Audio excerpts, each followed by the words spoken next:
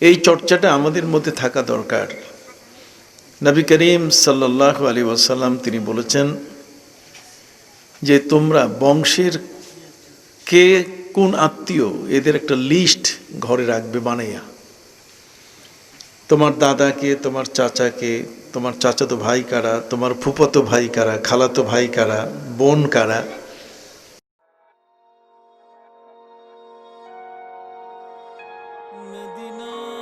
মদিনার কাফেলা একটি দাওয়াতি কণ্ঠস্বর। তোমার দাদাকে, তোমার চাচাকে, তোমার চাচাতো ভাই কারা, তোমার ফুফাতো ভাই কারা, খালাতো ভাই কারা, বোন কারা।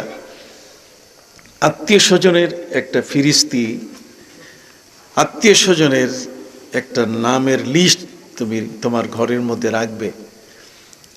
তাতে লাভ হবে তোমার সন্তান যারা আছে, তোমার পরবর্তী বংশধর, ওরা জানতে পারবে যে ওই বাড়ির মুরব্বী যিনি বা ওই বাড়িতে যারা বাস করে, ওই এলাকায় যারা বাস করে তারা আমার আত্মীয়।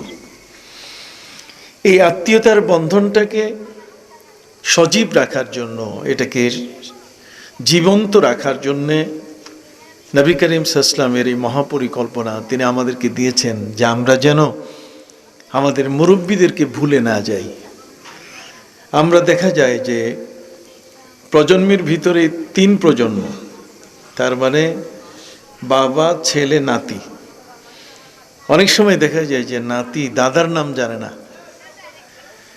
নাতি যারা তারা নানার নাম জানে না, নানির নাম তারা কি জানে না। দাদা বংশের দাদার আত্মীয় স্বজন কারা? আল্লাহ তাআলা পবিত্র কোরআন মজিদে আমাদেরকে সতর্ক করে দিয়েছেন, ওয়াত্তাকুল্লাহাল্লাযী তাসাআলুনা বিহি ওয়াল আরহাম ইন্নাল্লাহা কানা আলাইকুম রাকীবা। আল্লাহ বলছেন যাদের সাথে তোমাদের ব্লাড কানেকশন, যাদের সাথে তোমাদের সম্পর্ক আত্মীয়তার এবং ঘনিষ্ঠতম আত্মীয়, তোমরা রক্তের ব্লাড কানেক্টেড যারা তোমরা, তোমাদের এই বন্ধনটা এটা আল্লাহ তাআলা তৈরি করে দিয়েছেন। আপনারা সকলেই জানেন যে সিদরাতুল মুনতাহা, যেখান থেকে জিবরিল আমিন আর নবীর সঙ্গ দিতে পারেন নাই, সিদরাতুল মুনতাহার পরে নবীজি একা আল্লাহর মহান দরবারে তিনি গেলেন। এই সিদরাতুল মুনতাহা, মুনতাহা মানে শেষ, আর সিদরা মানে বড়ই গাছ। এই বড়ই গাছটার পাতা এত বেশি, এত অধিক পরিমাণে এই বড়ই গাছের পাতা, যে প্রত্যেকটা পাতার মধ্যে পৃথিবীতে কোন বংশের কারা আসবে এবং তাদের সন্তান কারা পৃথিবীতে আসবে ওই পাতাতে লেখা থাকে, লেখা আছে। তো জগতের মধ্যে আমার বংশে কারা আসবে তাদের একটা লিস্ট কিন্তু আল্লাহর কাছে আছে। আল্লাহর কাছে বংশীয় একটা লিস্ট আছে, বংশপঞ্জি। আজকে যদি আমরা বলি যে আমাদের ধর্মগত দিক থেকে আমাদের প্রিয় নবী সাল্লাল্লাহু আলাইহি ওয়াসাল্লামের বাবা, দাদা এবং ঊর্ধ্বতন যারা বাবা আদম আলাইহিস সালাম পর্যন্ত একটা আশ-শাজারাতুত তাইয়্যিবা, একটা পবিত্র বংশনামা আছে, বংশপঞ্জি আছে। নবী করিম সাল্লাল্লাহু আলাইহি ওয়াসাল্লাম বলেছেন, খারাস্তু মিন নিকাহিন লা মিন সাফাহিন মিল্লাতুন আদামা ইলা আন ওয়ালাদানি আবি ওয়া উম্মি ওয়া লাম ইউসিবনি মিন সাফাহিল জাহিলিয়াতি শাই।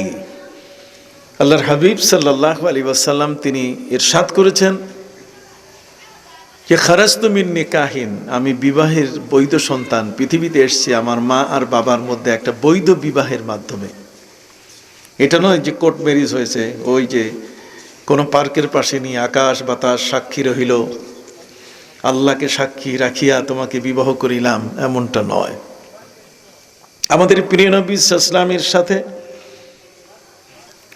আমাদের উম্মতের যে সম্পর্ক, তিনি আমাদেরকে একটা বিষয় পরিষ্কার করে দিলেন। তিনি আমাদেরকে বললেন যে আমি কিন্তু নেকাহের সন্তান। নেকাহ শব্দের অর্থ হচ্ছে যে বৈধ বিবাহ। বিবাহের মধ্যে যদি বৈধতা না আসে তাহলে সেটাকে নেকাহ বলা যাবে না। তার মানে সাক্ষী সবুজ থাকতে হবে। নবী করিম সাল্লাল্লাহু আলাইহি ওয়াসাল্লাম বলেছেন যে কোনো বিবাহের যদি পয়গাম কেউ যদি কাউকে প্রস্তাব করে, কোনো ছেলে এবং মেয়ের মধ্যে যদি বিবাহ সংগঠিত হয়, নবী করিম সাল্লাল্লাহু আলাইহি ওয়াসাল্লাম বলছেন আলিনুহু বিদ্দাফ, তাহলে দপ বাজাইয়া হলো সবাইকে জানিয়ে দিও, যাতে করে যারা এদেরকে দেখবে সন্দেহ করবে না যে এই ছেলে আর এই মেয়ের মধ্যে কোনো খারাপ সম্পর্ক আছে, এবং তাদের থেকে যে সন্তান জন্ম নেবে সে স্বীকৃতি পাবে। এই জন্য বিবাহের মজলিস সবচেয়ে উত্তম হলো জুমার দিনে, জুমার নামাজের ওই সময়, নামাজ শেষে লক্ষ হাজার মানুষের সামনে বসে বিবাহের কাজটা সমাধা করা, যাতে সার্বিকভাবে একটা বড় ধরনের দোয়া সবার কপালে চলে আসে। অনেকগুলো হাত একসাথে আল্লাহর দরবারে যখন উঠে, তখন সেই হাতগুলো কারো না কারো এমন হাত আছে যে হাতটা জীবনে গুনাহ করে নাই, কারো না কারো জবান এমন আছে যে জবানে সে মিথ্যা বলে নাই, কারো তো এমনও আছে যে ব্যক্তি আল্লাহর কাছে হাত তুললে সাথে সাথে কি হয়, দোয়া কবুল হয়। ওই জুমার দিনে যারা বিবাহের মজলিসে আসেন, সে আগত মানুষগুলো বিবাহের মজলিসে আসলে পরে তার মধ্যে যে দরবেশ নাই, রাতের তাহাজ্জুদ গুজার নাই, এটা তো আপনি বলতে পারবেন না। সেখানে হয়তো তাহাজ্জুদ পড়া মানুষও থাকতে পারে। কাজেই নবী করিম সাল্লাল্লাহু আলাইহি ওয়াসাল্লাম বলেছেন, তোমরা বিবাহ ঘটা করে জানিয়ে, সবাইকে জানিয়ে, যাতে করে ওই ছেলে আর মেয়ের মধ্যে কোনো অবৈধ সম্পর্ক নাই, বরং তারা একটি বৈধ সম্পর্কের মাধ্যমে পৃথিবীতে জীবনযাপন করছে। আজকের পাশ্চাত্য জগৎগুলোতে কি হয়, সেখানে 70-80 বছর পর্যন্ত একজন আরেকজনের ঘর সংসার করছে, সেখানে বয়ফ্রেন্ড গার্লফ্রেন্ড, বিবাহের কোনো নাম নাই। 80 বছর বয়সে যে বুড়া বুড়ি বিয়ে করে, এই বিয়ের কোনো দাম নাই। এটা হচ্ছে প্লেটোর থিওরি। প্লেটো বলছে নারীদেরকে যে তোমরা বিবাহের আগে অন্ততপক্ষে 100 জন যুবকের সাথে গেট টুগেদার করবে, তার মানে হোটেলে মোটেলে যেখানে সেখানে থাকবে। নাউজুবিল্লাহি মিন যালিক। ইসলাম বলেছে একবার একজন পুরুষ আরেকজন মহিলার দিকে তাকালে এটা ক্ষমার যোগ্য, কিন্তু 2 বার তাকালেই এটা জেনা, বেবিচারে পরিণত হয়ে যাবে। নারীর ইজ্জতকে ইসলাম সম্মান দিয়েছে, পুরুষের ইজ্জতকে ইসলাম সম্মান দিয়েছে, কেউ যেন কারো ইজ্জতের উপরে আঘাত হানতে না পারে। অতএব বিবাহের মতো একটি পবিত্র এই বিষয়টাকে নবী করিম সাল্লাল্লাহু আলাইহি ওয়াসাল্লাম তিনি তার বংশপঞ্জিতে তুলে ধরেছেন। তিনি বলেছেন, খারাজতু মিন নিকাহিন লা মিন সাফাহিন। নবী বলেন, আমি বিবাহের বৈধ সন্তান, আমি কিন্তু অবৈধ সন্তান না, আমি জারজ না। আমার বিবাহের মধ্যে অসংখ্য মানুষের আগমন ঘটেছে, কতক্ষণ না, আমার মা বাবার বিবাহের মধ্যে অসংখ্য মানুষের কি আগমন ঘটেছে। সামাজিকভাবে প্রস্তাব দেওয়া হয়েছে, প্রস্তাব গ্রহণ করা হয়েছে, এরপরে আনুষ্ঠানিকভাবে আমার মা বাবার মধ্যে কি হয়েছে, বিবাহ হয়েছে। অতএব সেই বিবাহের সন্তান, মা বাবার বৈধ বিবাহের সন্তান আমি। তবে মনে রাখবে, মিল্লাদুন আদামা ইলা আন ওয়ালাদানি আবি ওয়া উম্মি, হযরতে আদম আলাইহিস সালাম থেকে নিয়ে আমার মা বাবা আমাকে জন্ম দেয়া পর্যন্ত, ওয়ালাম ইউসিবনি মিন সাফাহিল জাহিলিয়াতি শাই, কোনো দুষ্ট দুরাচার, কোনো পাপী ব্যক্তির রক্ত আমার এই বংশের ভিতরে ঢুকে নাই। সুবহানাল্লাহ বলেন। আমার এই বংশের মধ্যে কি ঢুকে নেই। নবী করিম সাল্লাল্লাহু আলাইহি সাল্লামের বংশ ছিল এতই পবিত্র। কাজী আল্লাহর হাবিব সাল্লাল্লাহু আলাইহি সাল্লামের এই বংশপঞ্জি, আমাদেরও তো প্রত্যেকের কি আছে, বংশপঞ্জি আছে। নবী করিম সাল্লাল্লাহু আলাইহি সাল্লাম বলছেন, তোমরা তোমাদের বংশপঞ্জি লিখে রাখবে, এগুলো টাঙ্গায় রাখবে, যাতে তোমার সন্তানরা দেখে যে ওই বাড়ির যিনি, উনি আমার চাচা, তাকে আমাকে সম্মান করতে হবে। কি বলেন, আপনি যদি পরিচয় না দিতে পারেন, আপনার সন্তান যারা, তারা যদি আপনার আত্মীয় স্বজনকেই না চিনে, তাহলে তো সে তাকে সম্মান করতে জানবে না। ইসলাম হচ্ছে বন্ধনের একটা ধর্ম। এটার মধ্যে আত্মীয়তার যেমন বন্ধন আছে, এটার মধ্যে ঠিক এমনি করে ঈমানের বন্ধন আছে। ঠিক অনুরূপভাবে বসবাস করার ক্ষেত্রে আমরা প্রতিবেশী হিসাবে একে অপরের পাশে বসবাস করি, তারও একটা বন্ধন আছে। সবচেয়ে বড় যে বন্ধনটা, সেই বন্ধনটা হলো ঈমান এবং আত্মীয়তা। কতক্ষণ না, ঈমান আর কি আত্মীয়তা। আপনার বাড়ির পাশে যিনি আছেন, তিনি হয়তো আপনার চাচা হবেন, নাহলে চাচাতো ভাই হবেন, নাহলে অন্য কেউ হবেন, আর ধর্মের দিক থেকে এক। তাহলে প্রতিবেশী ঈমান, প্রতিবেশী তার সাথে সম্পর্ক আত্মীয়তার, রক্তের, ব্লাড কানেক্টেড তারা। আরেকটা হলো যে প্রতিবেশীর সাথে আমার রক্তের সম্পর্ক নাই, কিন্তু আমার ঈমানের সম্পর্ক আছে। কথা বলেন, এই দিক থেকেও তিনি আমার প্রতিবেশী। আরেকটা প্রতিবেশী যে আমার বাড়ির পাশে বাস করতেছেন তার সাথে আমার ধর্মেরও সম্পর্ক নাই, আমার আত্মীয়তারও কোনো সম্পর্ক নাই, কিন্তু উনি প্রতিবেশী একটা অমুসলিম বাস করছে, তারও সাথে ভালো ব্যবহার করতে হবে, তারও সাথে খারাপ ব্যবহার করা যাবে না। এ কারণে আমি আপনাদের খেদমতে আরজ করতে চাই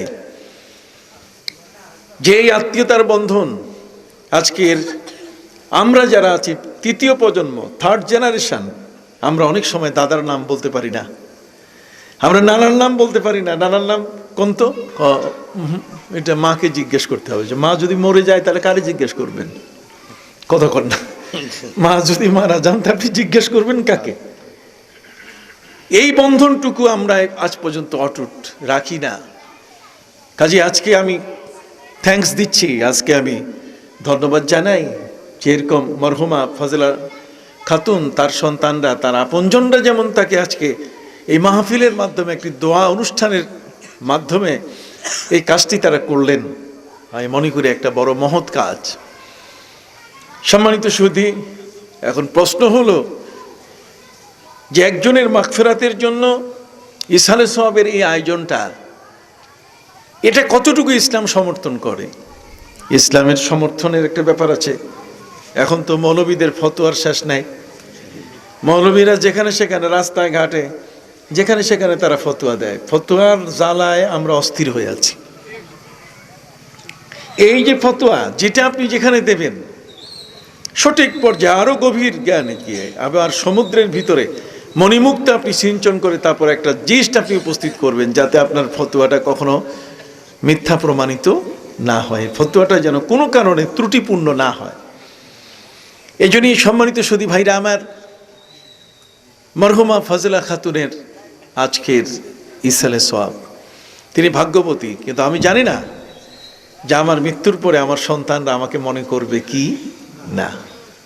কথা বলেন, পৃথিবীর মধ্যে দেখা গেছে সন্তানরা যাদের জন্য আপনি বাড়ি করলেন, গাড়ি দিলেন, যাদের জন্য আপনি সহায় সম্পদ, যাকে শিক্ষিত বানাইয়া বহু কিছু করলেন, যার পিছনে আপনার ইনভেস্ট অনেক বেশি।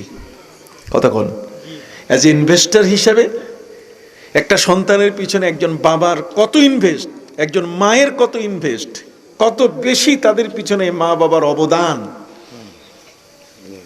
এই অবদানটুকু আমরা কিন্তু বিচারে আনি না। আপনি জানেন আল্লাহ পাক রব্বুল আলামিনের বিচার কত চমৎকার। তিনি যদি আইন করে না দিতেন তাহলে দুনিয়ার মায়েরা কোনোদিন বাচ্চাকে দুধ খাওয়াইতো না। কতক্ষণ না, মায়ের বুকের মধ্যে সন্তানের খাবার আল্লাহ তৈরি করে দিয়েছেন, কিন্তু সেই মাকে যদি আল্লাহ আদেশ না দিতেন, এমনি মায়েরা দুধ পান করে না, যে কারণে আজকে তাদের ব্রেস্ট ক্যান্সার হচ্ছে, আজকে তাদের বুকের মধ্যে ক্যান্সার তাদেরকে ধরে বসছে। সম্মানিত সুধী ভাইরা আমার, দুধের সম্পর্ক বিশাল মারাত্মক। যদিও রক্তের সম্পর্ক আছে, তারপরও দুধের সম্পর্ক। আল্লাহ বলেন, ওয়ালওয়ালিদাতু ইউরদি'না আওলাদাহুন্না হাওলাইনি কামিলাইন। আল্লাহ বলছেন একজন সন্তান তার মায়ের বুকের দুধ পাবে 2 বছর। কয় বছর? একটু সবাই বলুন না, কয় বছর? 2 বছর মায়ের বুকের দুধ পান করার অধিকার আল্লাহ সৃষ্টি করে দিয়েছেন। এটা এমন একটা অবস্থা, দুনিয়ার মধ্যে সব আবহাওয়া সবার জন্য অ্যাডজাস্টমেন্ট হয় না, সব খাবার সবাই হজম করতে পারে না। কিন্তু যেই মায়ের গর্ভে আমি 10 মাস 10 দিন থাকলাম, মায়ের রক্ত চুষে চুষে মায়ের পেটের মধ্যে আমার অবয়ব, আমার দেহের অবকাঠামোটা বড় হওয়া শুরু করলো। সেই মায়ের দেহের দুধটাও তো আমার দেহের জন্য একটা ভিটামিন, সেটা আমার জন্য একটা রক্ত। কি বলেন, ঠিক কিনা? এই দুধ যেটা আমাকে আমার মা যেটা খাওয়াচ্ছেন, আমি তো মায়ের পেটে অবস্থান করাকালীন এই 10 মাস 10 দিনের একটা সময় নিয়ে তার খাবারগুলো আমিও তো খাইছি। কথা কর না? এই জন্য আমার সাথে আমার মায়ের কিন্তু খাবারের মিল আছে। এই জন্য মায়ের বুকের দুধটা যদি কোনো শিশু জন্ম নেয়, জন্ম নিয়ে যদি ওই দুধটা খায়, তাহলে ওই দুধ খাইয়া কোনোদিন আজ পর্যন্ত শোনা যায় নাই যে কোনো বাচ্চার পেট খারাপ হয়েছে। সুবহানাল্লাহ কন্যা। আজ পর্যন্ত পৃথিবীর কোন সায়েন্স প্রমাণ করতে পারে নাই মায়ের বুকের দুধ পান করে সন্তান অসুস্থ হয়েছে। ভাইরা আমার, সন্তান তার পেটের মধ্যে মায়ের বুকের দুধ হজম করতে পারে নাই, দুধে পানি মিশাইয়া খাওয়াইতে হয়েছে এমনটা না। আপনি নান ওয়ান নান টু খাওয়ান, কতক্ষণ না, আপনি নিডো খাওয়ান, আপনি রেড কাউ খাওয়ান, দেখবেন ডাক্তার আপনাকে বলে দেবে এই এতটুকু পানি দিতে হবে। এখন রেড কাউ মানে এটা লাল গরু, এটা কোন জায়গার গরু, কার গরু, এটা কাফেরের গরু না এটা মুশরিকের গরু, কার জায়গায় কোন জায়গা থেকে কোন ঘাস খাইছে, কি কোন ঠিক কিনা? সে যে দুধটা তার থেকে আসছে ওই দুধটা আমার জন্য অ্যাডজাস্টমেন্ট হবে কিনা, আমার শরীরের জন্য এটা উপকারী হবে কিনা, কতক্ষণ না। সেখানে অসুস্থ হওয়াটা অসম্ভব কিছু নয়। এই জন্য পরিমাণ একটু বেশি দেন, দেখবেন বাচ্চা একেবারে পাতলা পায়খানা করে সেরা বেড়া করে ফেলবে, আপনার একেবারে কাপড় চোপড় একেবারে এটা মহাসমুদ্র বানাই ফেলবে, কি বলেন ঠিক কিনা? এই জন্য মায়ের বুকের দুধ, নবী করিম সাল্লাল্লাহু আলাইহি ওয়াসাল্লাম বলেছেন যে যদি কোনো সন্তান মায়ের বুকের দুধ যদি না খায়, কোনো মা যদি তার সন্তানকে বুকের দুধ পান না করায়, তাহলে ওই সন্তানকে কোনোদিন সেনাবাহিনীতে ভর্তি করা যাবে না। দেখছেন কত কড়া নোটিশ, আপনি সুবহানাল্লাহ কইবেন না? ভাইরা আমার, মায়ের বুকের দুধ যে সন্তান পান করে নাই তাকে সেনাবাহিনীতে নেওয়া যাবে না। শরহ মানিল আসার আল্লামা আবু জাফর তাহাবি রহমতুল্লাহ আলাইহি লিখেছেন তাহাবি শরীফ। তাহাবি শরীফ আপনি খুলে দেখুন, সেখানে মায়ের বুকের দুধ যদি কোনো সন্তান না খায়, নবী করিম সাল্লাল্লাহু আলাইহি ওয়াসাল্লাম বলেছেন ওয়া হুয়া ইউদাসিরুহু, তার মানে এই সন্তান যে মায়ের বুকের দুধ খায় নাই, সে যদি কোনোদিন সৈনিক হয় আর যুদ্ধের ময়দানে ঘোড়ার পিঠের উপরে যদি যুদ্ধ পরিচালনা করে, তাহলে প্রতিপক্ষের সাথে লড়াই করতে গিয়ে ঘোড়া যখন লাফাবে তখন মায়ের বুকের দুধ পান না করার কারণে তার কোমরে শক্তি থাকবে না, পরে পিছলাইয়া পড়ে যাবে, যুদ্ধের পরাজয় ডেকে নিয়ে আসবে।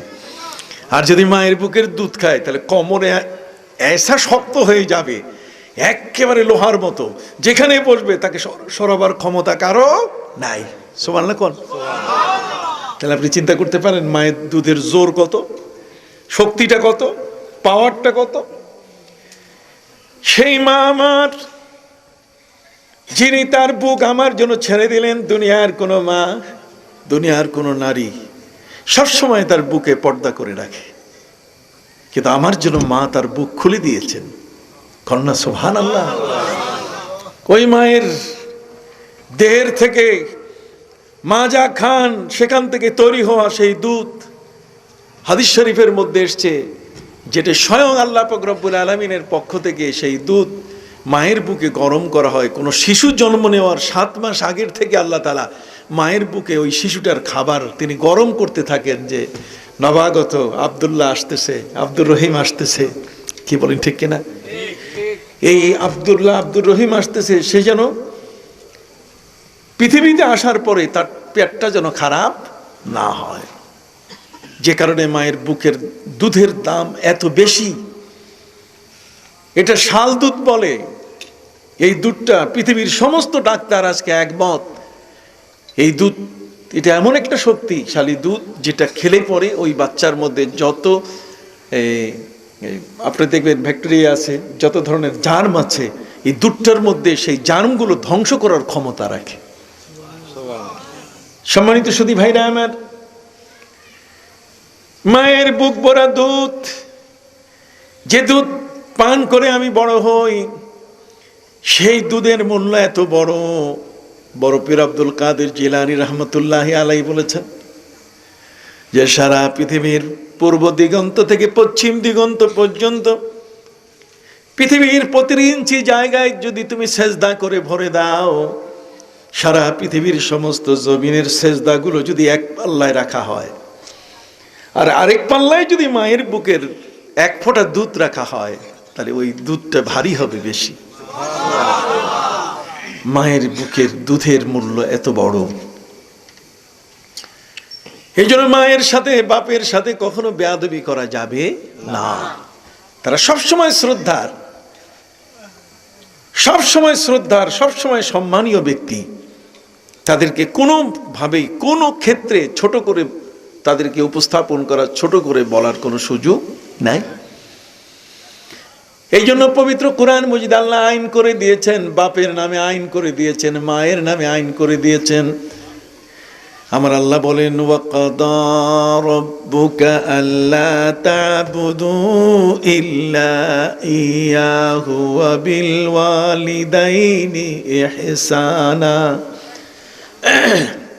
আল্লাহ বলছেন, আমি তোমার উপরে ফরজ করে দিয়েছি, আমি তোমার উপরে আইন করে দিয়েছি। ওয়াকাদা, কাদা মানে ফয়সালা, আইন। আল্লাহ বলছেন আমি আইন করে দিয়েছি। ওয়াকাদা রাব্বুকা, হে নবী আপনার রব এটা ফয়সালা করে দিয়েছেন, আইন করে দিয়েছেন। আল্লাহ তা'বুদু ইল্লা ইয়া, আল্লাহ ছাড়া আর কারো ইবাদত করা যাবে না। দেখেন, ফার্স্ট হলো আল্লাহর ইবাদত, দ্বিতীয় হলো ওয়া বিল ওয়ালিদাইনি ইহসানা, মা বাবার সাথে ইহসান করতে হবে, মা বাবার সাথে ভালো ব্যবহার করতে হবে। ইহসান, জোরে বলেন কি? ইহসান কারে কয় আমি আপনাকে বলি। ইহসান হলো একজন বাবা বুড়ো হয়ে গেছেন, 80 বছর তার বয়স, ছেলেকে শিক্ষিত করছে, ভালো টাকা পায়, মায়না বেতন পায়, অনেক টাকা, টাকা অনেক, টাকার টাকা। সে বাবার জন্য বাড়িতে সুন্দর ব্যবস্থা করেছে, তার আলাদা অ্যাটাচড বাথরুমের ব্যবস্থা করেছে, হাম্মাম খাস, কথা বুঝেন নাই, অ্যাটাচ বাথরুমের ব্যবস্থা করেছে, সুন্দর গদিওয়ালা চেয়ার দিয়েছে, মগফলের চাদর দিয়েছে, বাবার যেন কষ্ট না হয় তাকে পাক করে খাওয়াবার জন্য আলাদা ব্যবস্থা করেছে। বাপের জন্য ফল ফলাদি খাবার দাবার কোনোটাই সে অভাব রাখে নাই। কথা বলেন। বাপের বয়স 80 বছর, কত? এই বাবাকে সে কখনো অনাদর করে নাই, বাবাকে কখনো সে অসম্মান করে নাই। সেই ছেলে তার বাবাকে বলছে যে বাবা আমি তো তোমার জন্য কিছুই করতে পারলাম না, দেখেন বাড়ি করে দিছে,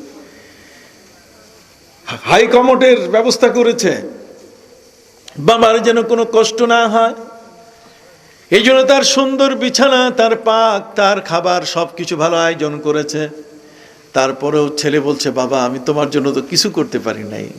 বাবা বলছে না রে, তুমি তো আমার জন্য অনেক কিছু করছো, আমি তোমার জন্য তেমন কিছু করতে পারি নাই, কিন্তু তুমি আমার জন্য কি অনেক করছো। তাহলে এটা বাপের একটা খুশি না? তারপরও ছেলে বাপকে বলছে যে বাবা আর যদি তোমার কিছু চাহিদা থাকে তাহলে আমারে তুমি বলিও, আমারে বললে আমি তোমার সেই চাহিদাটাও পূরণ করব। তো বাবা উনি বললেন যে ঠিক আছে বাবা আমার তো আরেকটা চাহিদা আছে। কয় কি চাহিদা?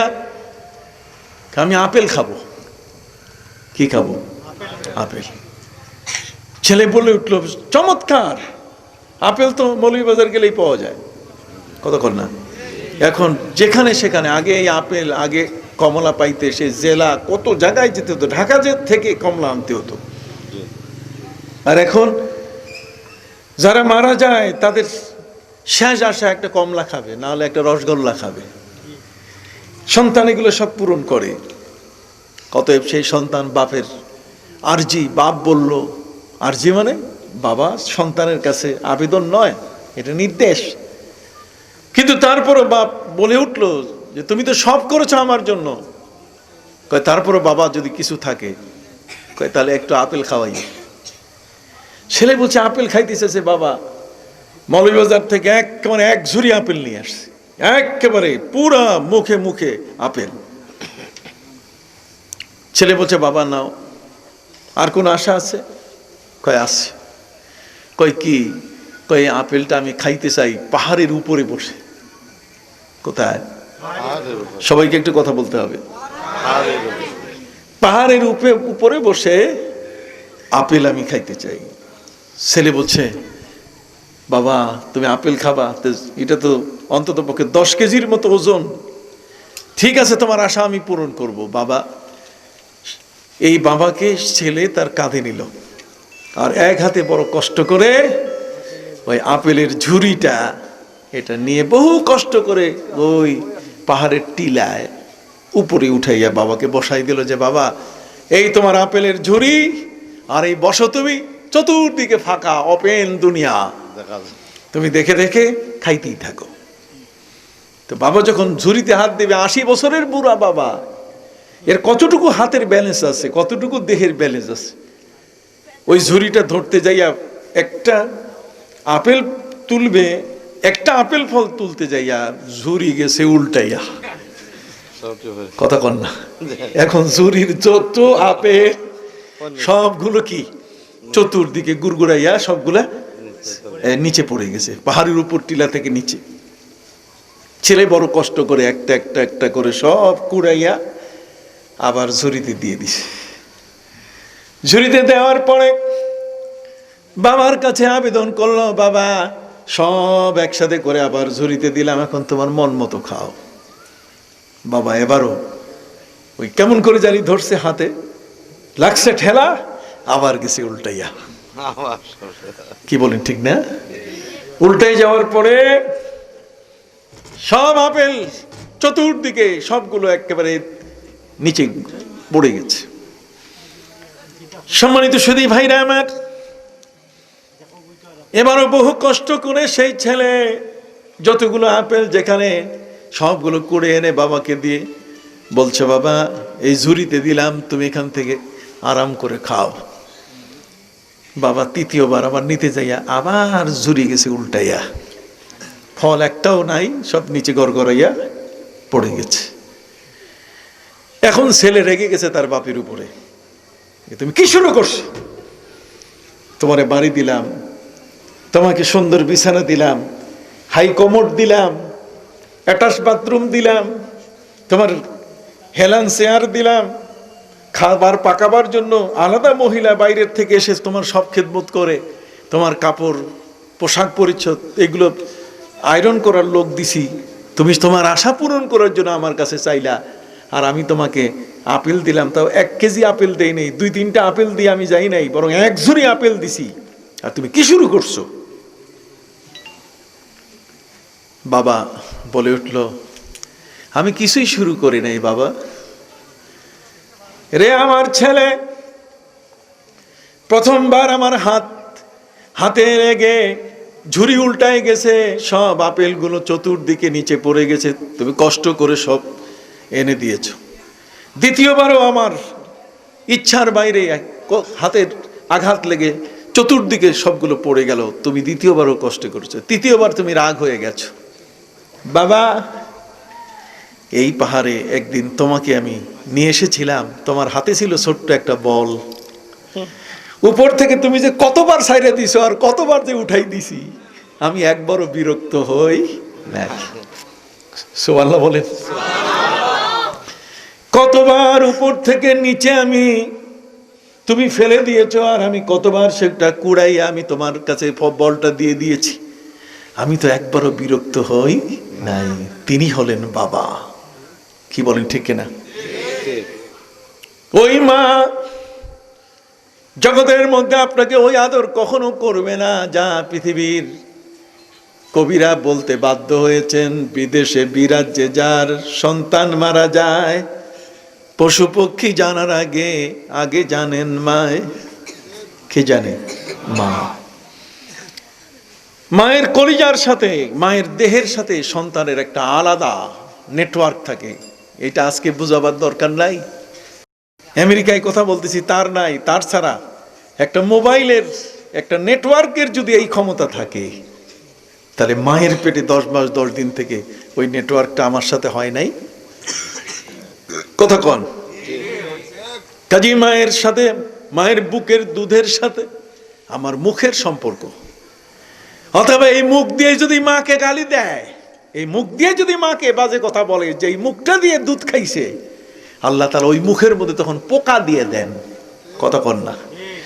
ওই মুখটা নষ্ট হয়ে যায়, ওই মুখটা তখন এটা দুষ্ট মানুষের মুখ হয়ে যায়, যেহেতু সে তার মায়ের বুকের দুধ এই মুখে পান করে মায়ের সাথে সে ভালো আচরণ করে নাই। আপনি কি বুঝতে পারছেন? সম্মানিত শুধু এই জন্যে পবিত্র কোরআন মজিদে আল্লাহ পাক রব্বুল আলামিন মা বাবার জন্য আইন করে দিয়েছেন, যাতে পৃথিবীর কোনো সন্তান মা বাবাকে যেন অবমূল্যায়ন না করে। পবিত্র কোরআন মজিদে আল্লাহ পাক রব্বুল আলামিন বলেন, وَقَضَى رَبُّكَ أَلَّا تَعْبُدُوا إِلَّا إِيَّاهُ وَبِالْوَالِدَيْنِ إِحْسَانًا।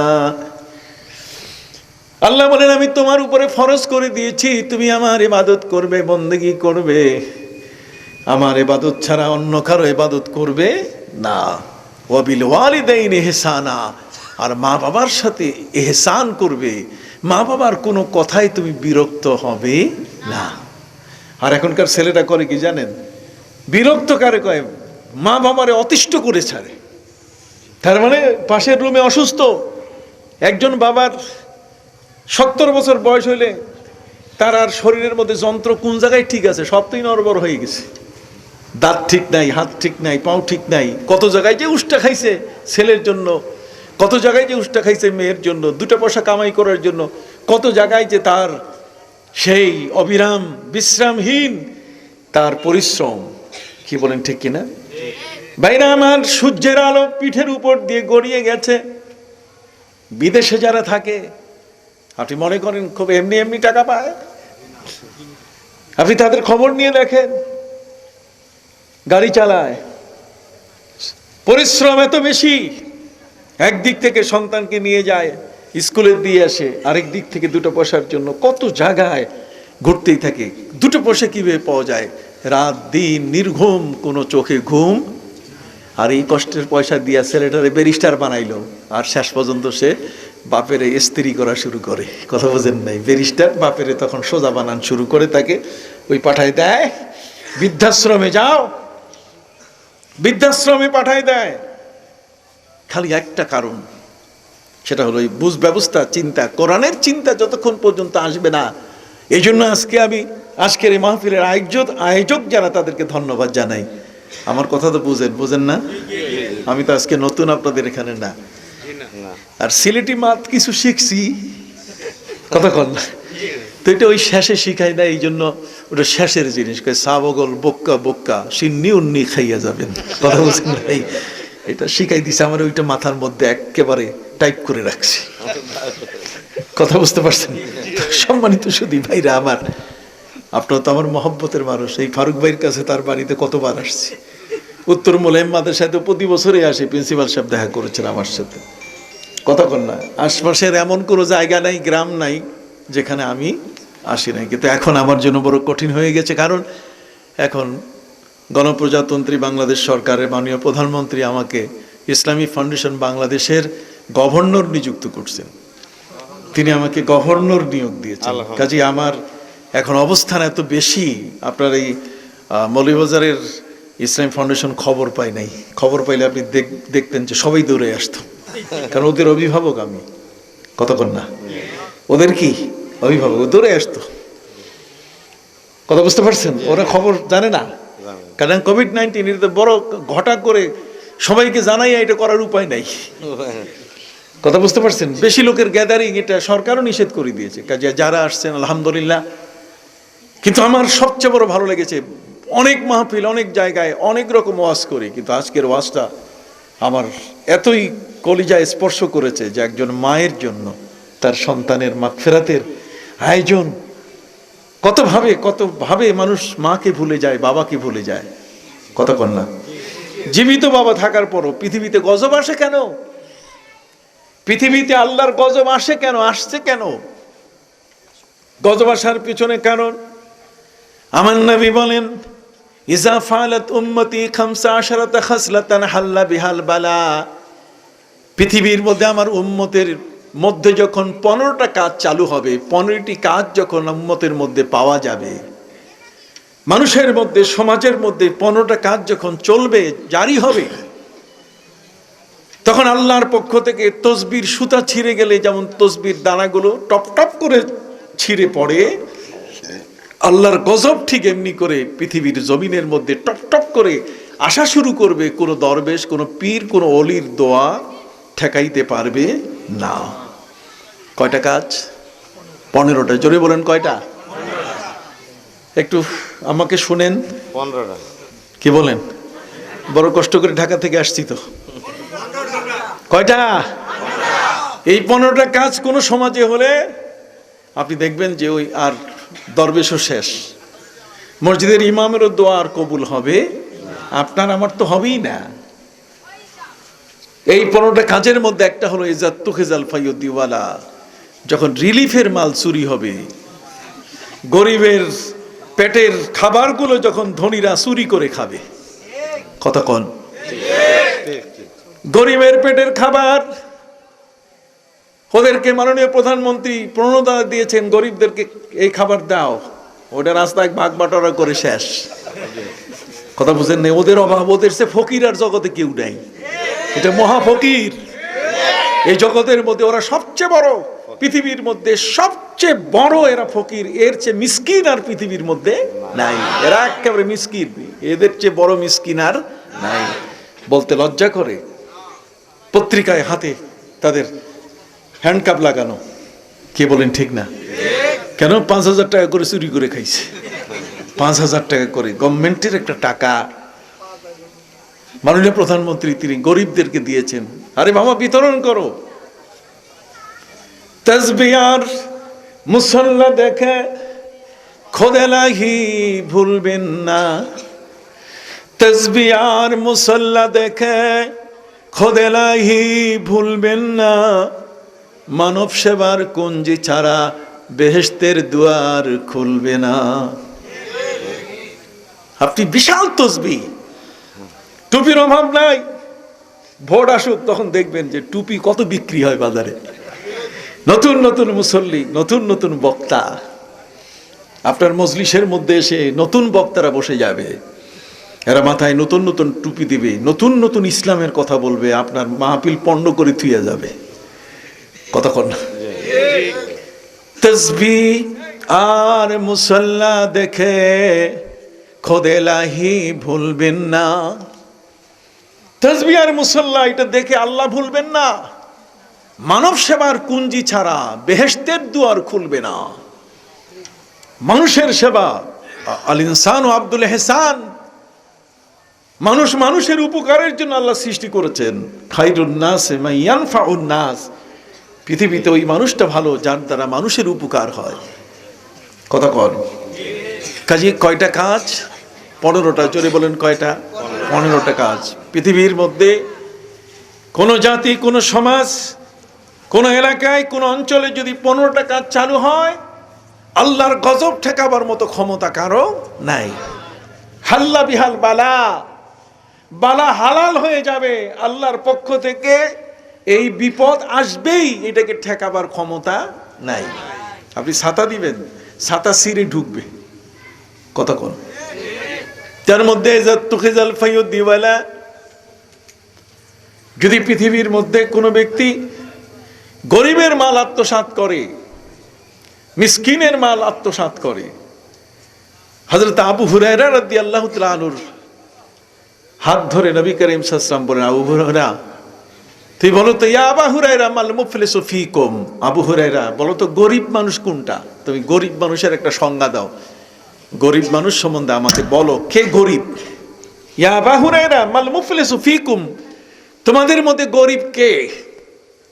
হযরত আবু হুরায়রা রাদিয়াল্লাহু তাআলা বললেন, ইয়া রাসূলুল্লাহ সাল্লাল্লাহু আলাইহি ওয়াসাল্লাম, আল মুফলিসু ফীনা মান লা দিরহাম লাহু ওয়ালা দিনার, গরিব হচ্ছে ওই ব্যক্তি যার টাকা নাই, যার কি নাই, পয়সা নাই, দিরহাম দিনার নাই, তাকে বলে গরিব। নবী বলছেন না, গরিব ওই মানুষটা যার টাকা আছে, পয়সা আছে, ধন দৌলত আছে, সবকিছু আছে, কিন্তু ওগুলো চুরি করে আনছে। কতক্ষণ না? ধন দৌলত কি করে আনছে?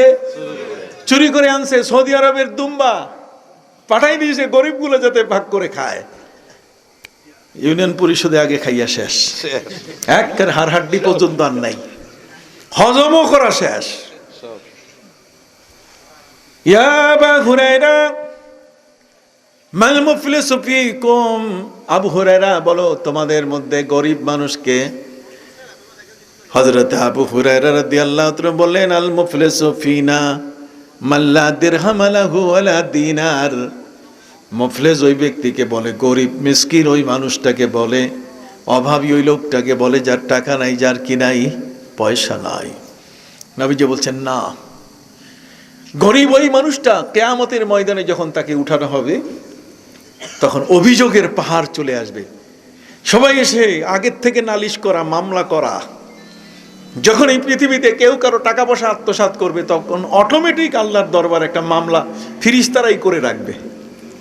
এটা সরকারবাদী মামলা আছে না? হ্যাঁ, একটা রাষ্ট্রবাদী মামলা আছে কিনা? কোন কোন মামলায় সরকার নিজে কি হয়, বাদী হয়। আপনি বুঝেন তো? সরকারবাদী মামলা মানে আল্লাহ তাআলা ফিরিস্তাদের নিয়োজিত করেছেন, ফিরিস্তারা এই অপরাধী ব্যক্তির নামে আল্লাহর দরবার একটা মামলা ঠুকাই দেয়। কথা বুঝতে পারছেন? অতএব কিয়ামতের ময়দানে সরকারবাদী মামলায় পড়ে যাবে মানুষ, অস্থির হয়ে যাবে কিয়ামতের ময়দানে। সে দেখবে লা ইউগাদিরু সাগীরাতান ওয়ালা কাবীরাতান ইল্লা আহসাহা। তার জীবনের যত ধরনের অপরাধ, সে ভালো করুক মন্দ করুক, লা ইউগাদিরু সাগীরাতান ওয়ালা কাবীরাতান ইল্লা আহসাহা, ভালো আর মন্দ যা সে করেছে সবগুলো লিস্টে চলে আসছে। কতক্ষণ? তাহলে মামলা কি বাদ আছে? আল্লাহর গোয়েন্দা ফিরিস্তা সিআইডি এনএসআই কম আছে? ওমা ইয়ালামু জুনুদা রাব্বিকা ইল্লা হু, আল্লাহর সৈন্য সামন্ত কত পৃথিবীর কারো হিসাব করার ক্ষমতা নাই। তবে কয়েকজন গোয়েন্দার নাম আল্লাহ বলে দিয়েছেন। আল্লাহ বলেছেন কিরামান কাতিবিনা ইয়ালামুনা মা তাফআলুন। কিরামান কাতিবিন, অসংখ্য সম্মানীয় ফেরেশতা তোমার দুই পাশে, তারা তোমার জীবনের প্রতিটি মুহূর্তের ছবি নিতেছে। কতক্ষণ? এই যে ছবি নিতেছে আমাদের, প্রত্যেক ফেরেশতার হাতে অডিও ভিডিও ক্যামেরা আছে। কতক্ষণ না? আপনি কি করছেন?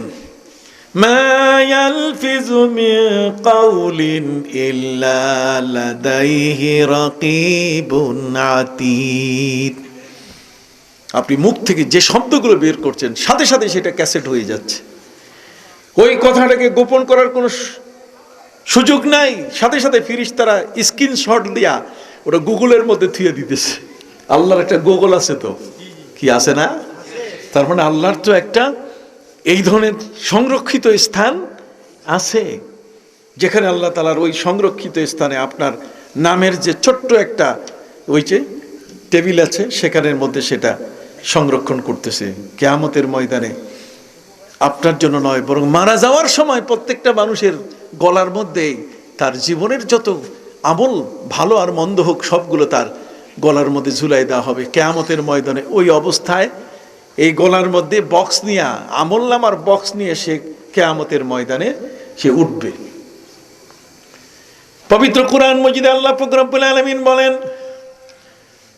ওয়া কুল্লু ইনসানিন আলজামনাহু তায়রাহু ফি উনুকিহি ওয়া নুখরিজু লাহু ইয়াওমাল কিয়ামাতি কিতাবান ইয়ালকাহু মানশুরা ইকরা কিতাবাকা কাফা বিনাফসিকাল ইয়াওমা আলাইকা হাসিবা। প্রত্যেকটা মানুষ কিয়ামতের ময়দানে তার জীবনের ভালো আর মন্দ সবগুলো নিয়ে এসে উঠবে। এরপরে যদি বিচারটা ভালো, তার আমল যদি ভালো হয়, বিচারও ভালো হবে। কি বলেন, ঠিক কিনা? বিচার হবে, ফয়সালা হবে চমৎকার। আর যদি বদ আমল করে থাকে, মিথ্যা বলে থাকে, অন্যায় করে থাকে, তাহলে তার বাম হাতে আমল নামা দেওয়া হবে। সে আফসোস করে বলবে, ইয়া লাইতানি লাম উতা কিতাবিয়া।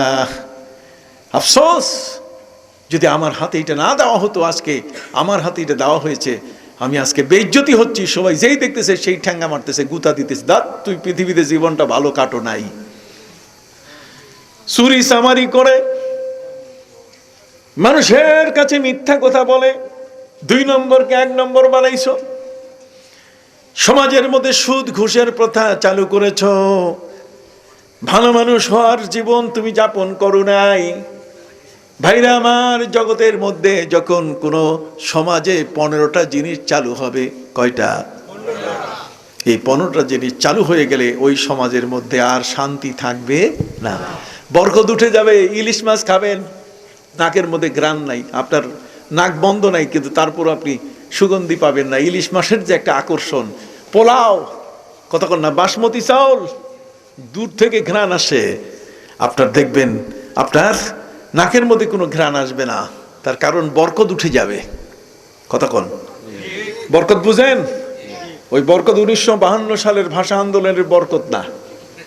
উনি তো ভালো কাজ করে দুনিয়া থেকে বিদায় নিয়েছেন, তিনি তো শহীদ হয়ে গেছেন ভাষার জন্য, তিনি শাহাদাত বরণ করেছেন। কিন্তু আরেক বরকত মানে পুরান চাল।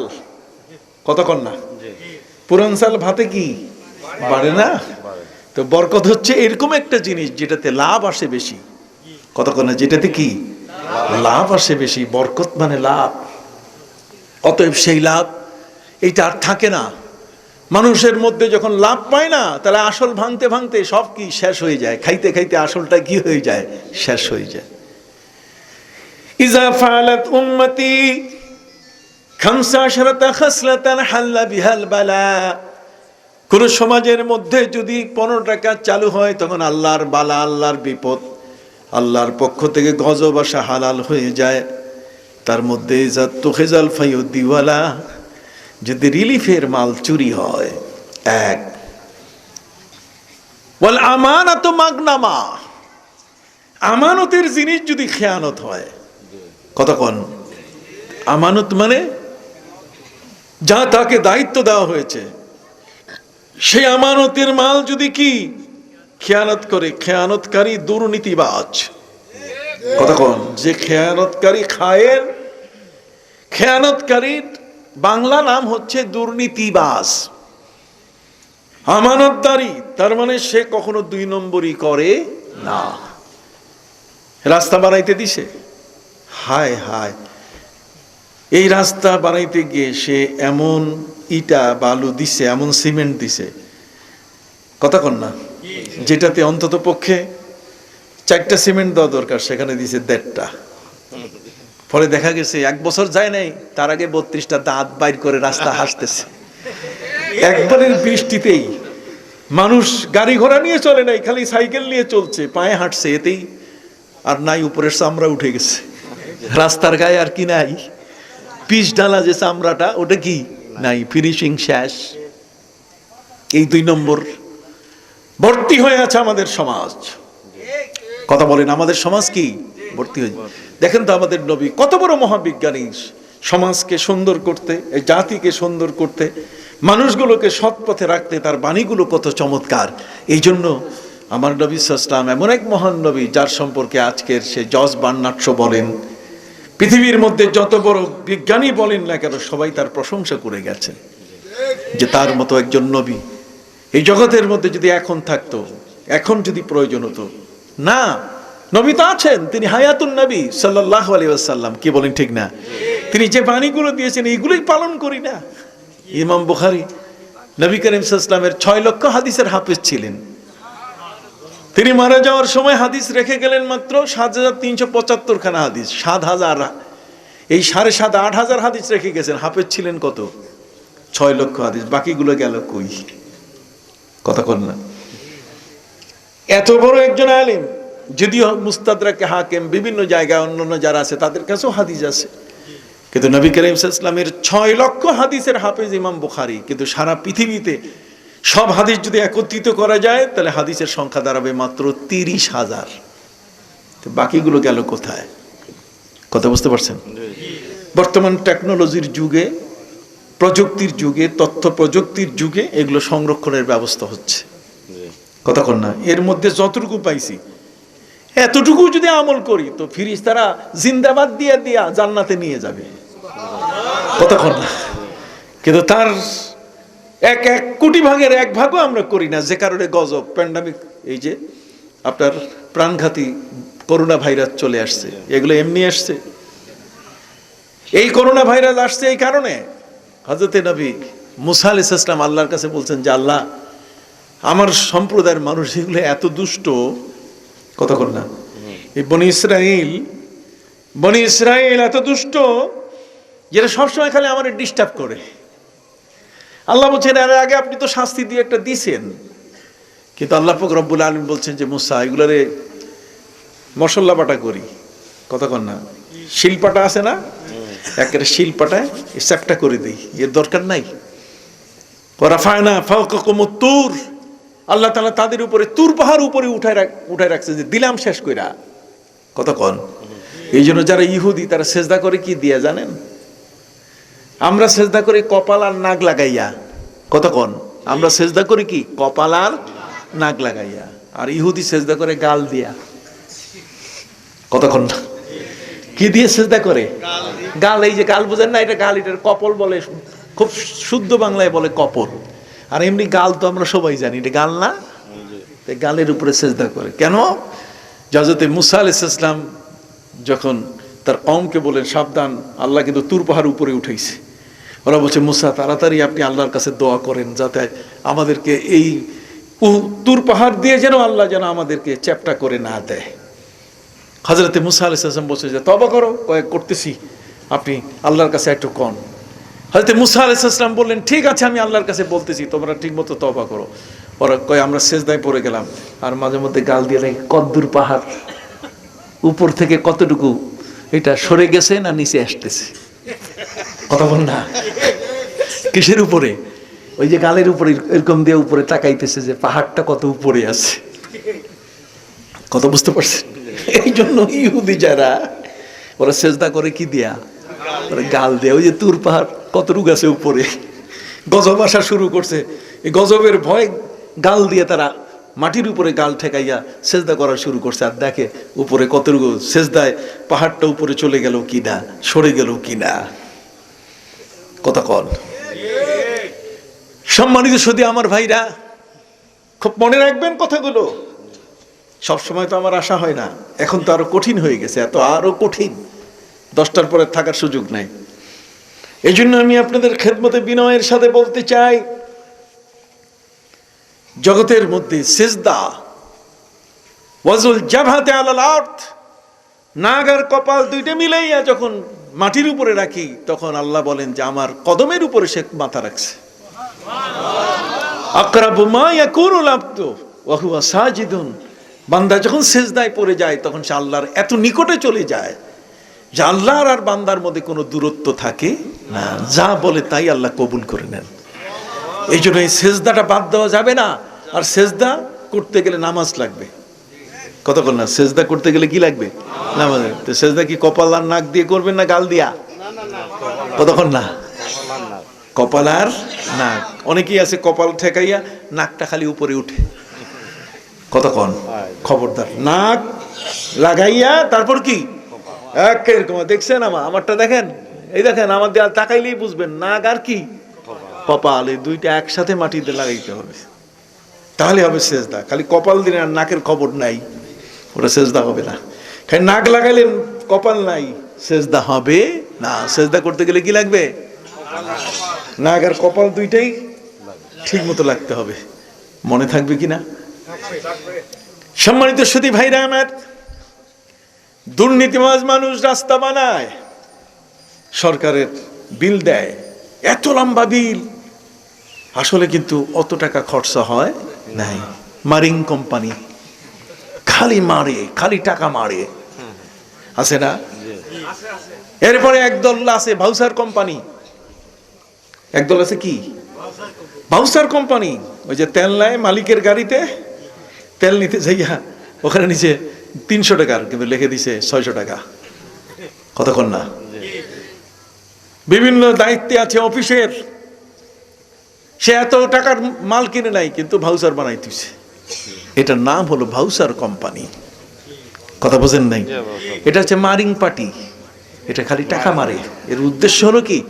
টাকা মারে। এ কারণে হযরতে মা খাদিজাতুল কুবরা রাদিয়াল্লাহু তাআলা আমার নবীকে স্বামী হিসেবে চয়েস করেছেন, যে এর আগে যত লোক আমার সাথে ব্যবসা করছে সবই মারিং কোম্পানি, খালি মিথ্যা বলছার। অথচ প্রিয় নবী মুহাম্মদ রাসূলুল্লাহ সাল্লাল্লাহু আলাইহি সাল্লামকে আমি দায়িত্ব দিলাম, সিরিয়া থেকে তিনি ব্যবসা করে ফিরলেন, এত লাভ হাতে তুলে দিলেন যে ভাউচার নাই। সুবহানাল্লাহ, কি নাই? ভাউচার নাই, ভাউচার নাই। মাইসারা গোলাম, হযরতে মা খাদিজাতুল কুবরা রাদিয়াল্লাহু তাআলার গোলাম মাইসারা বলছে, ম্যাডাম, অনেক ব্যবসায়ীর সাথে আমি সিরিয়ায় গিয়েছি, কিন্তু ইনি ভিন্ন ধরনের, পুরা রাস্তায় যাতায়াত পথে রৌদ্রের মধ্যে কখনো রৌদ্র লাগে নাই, অথচ ছাতা ব্যবহার করি নাই। আকাশের মেঘ যেন তার মাথার উপর দিয়ে ছায়া দিয়ে দিয়ে তাকে নিয়ে যাচ্ছে। দুনিয়ার মধ্যে এরকম ব্যবসায়ী দেখি নাই যে বাজারে উঠাইলে, লড উঠাইলে সাথে সাথে সেল হয়ে যায়। লড উঠালে, মাল উঠাইলে, মাল যখনই বাজারে নেওয়া হয় সাথে সাথে সেল হয়। এর আগে তো আপনি আরো কয়েকজন ব্যবসায়ীর সাথে আমাকে পাঠাইছেন, এগুলোর মাল বিক্রি করতে করতে আমার 12টা বেজে গেছে। আছে না, দেখেন না রাস্তার মধ্যে খালি এরকম ফ্ল্যাগ নিয়ে ডাকতেছে, তার মানে হোটেলে ঢুকেন, হোটেলে ঢুকেন। কি বলেন, ঠিক কি না? ডাকতেছে, তার মানে মালিকের বেচা দরকার। এই তো সে আলাদা বসায় লাগছিল, বুঝতে পারছেন? সে খালি ফ্ল্যাগ টানতেছে, খালি ফ্ল্যাগ ঘুরাইতেছে, আসেন হোটেলে বসেন, খান আর মাল পানি দিয়ে যান। কথা বুঝতে পারছেন? সম্মানিত সুধী, হযরতে মাইসারা আমার নবীর সম্পর্কে রিপোর্ট দিচ্ছেন, কত চমৎকার রিপোর্ট, সুবহানাল্লাহ কোন, যে শুধু মালগুলো সিরিয়ার বিপণন কেন্দ্রে, এই সিরিয়ার বাজারে শুধু মালগুলো খুলেছি, খোলার সাথে সাথে একেবারে ক্রেতা, এটা কেনার লোক এমন বেশি, কোত্থেকে এসে গেল, সবগুলো কারাকারি করে নিয়ে গেল। মালের যা দাম চাইছি কেউ দরাদরি করেনি, দাম চাইছি এক রেটে বিক্রি হয়ে গেছে। আর না হলে জুলায় আপনি যাবেন 20 টাকা, 8 টাকা। কত কষ্ট, কত? 8 টাকা। মুলাইতে ওই 15 টাকা যাই, আচ্ছা ঠিক আছে নাও। কিন্তু না, যা চাইছি তাই, বরকতের ঝুলি নিয়ে হাজির হয়েছি। মিথ্যা ভাউচার নাই, এত বড় আমানতদার। এই জন্য নবী আলামিন তিনি বিশ্বস্ত। যখন সুবহানাল্লাহ, এই জন্য আলামিন নামটা কোরআনের মধ্যে আল্লাহ পাক রব্বুল আলামিন যোগ করে দিয়েছেন। আল্লাহ বলেন, বিসমিল্লাহির রহমানির রহিম, ওয়াত-তিনি ওয়াজ-যাইতুন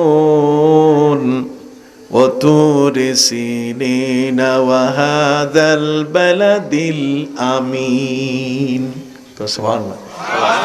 এখানে নবীর স্মৃতিটাকে রক্ষা করার জন্য এই শহরটাকে আলামিন নামে আল্লাহ গ্রান্ট করে এটার বরাদ্দ দিয়ে দিয়েছেন, যে নবী আলামিন কাজে শহরের সাথে যাতে নবীর এই বিশ্বস্ততার স্মৃতিটা যেন ঠিক থাকে। কারণ সুবহানাল্লাহ, নবীর সেই আল আমিন এই শব্দটা যেন পৃথিবী থেকে বিলুপ্ত না হয়।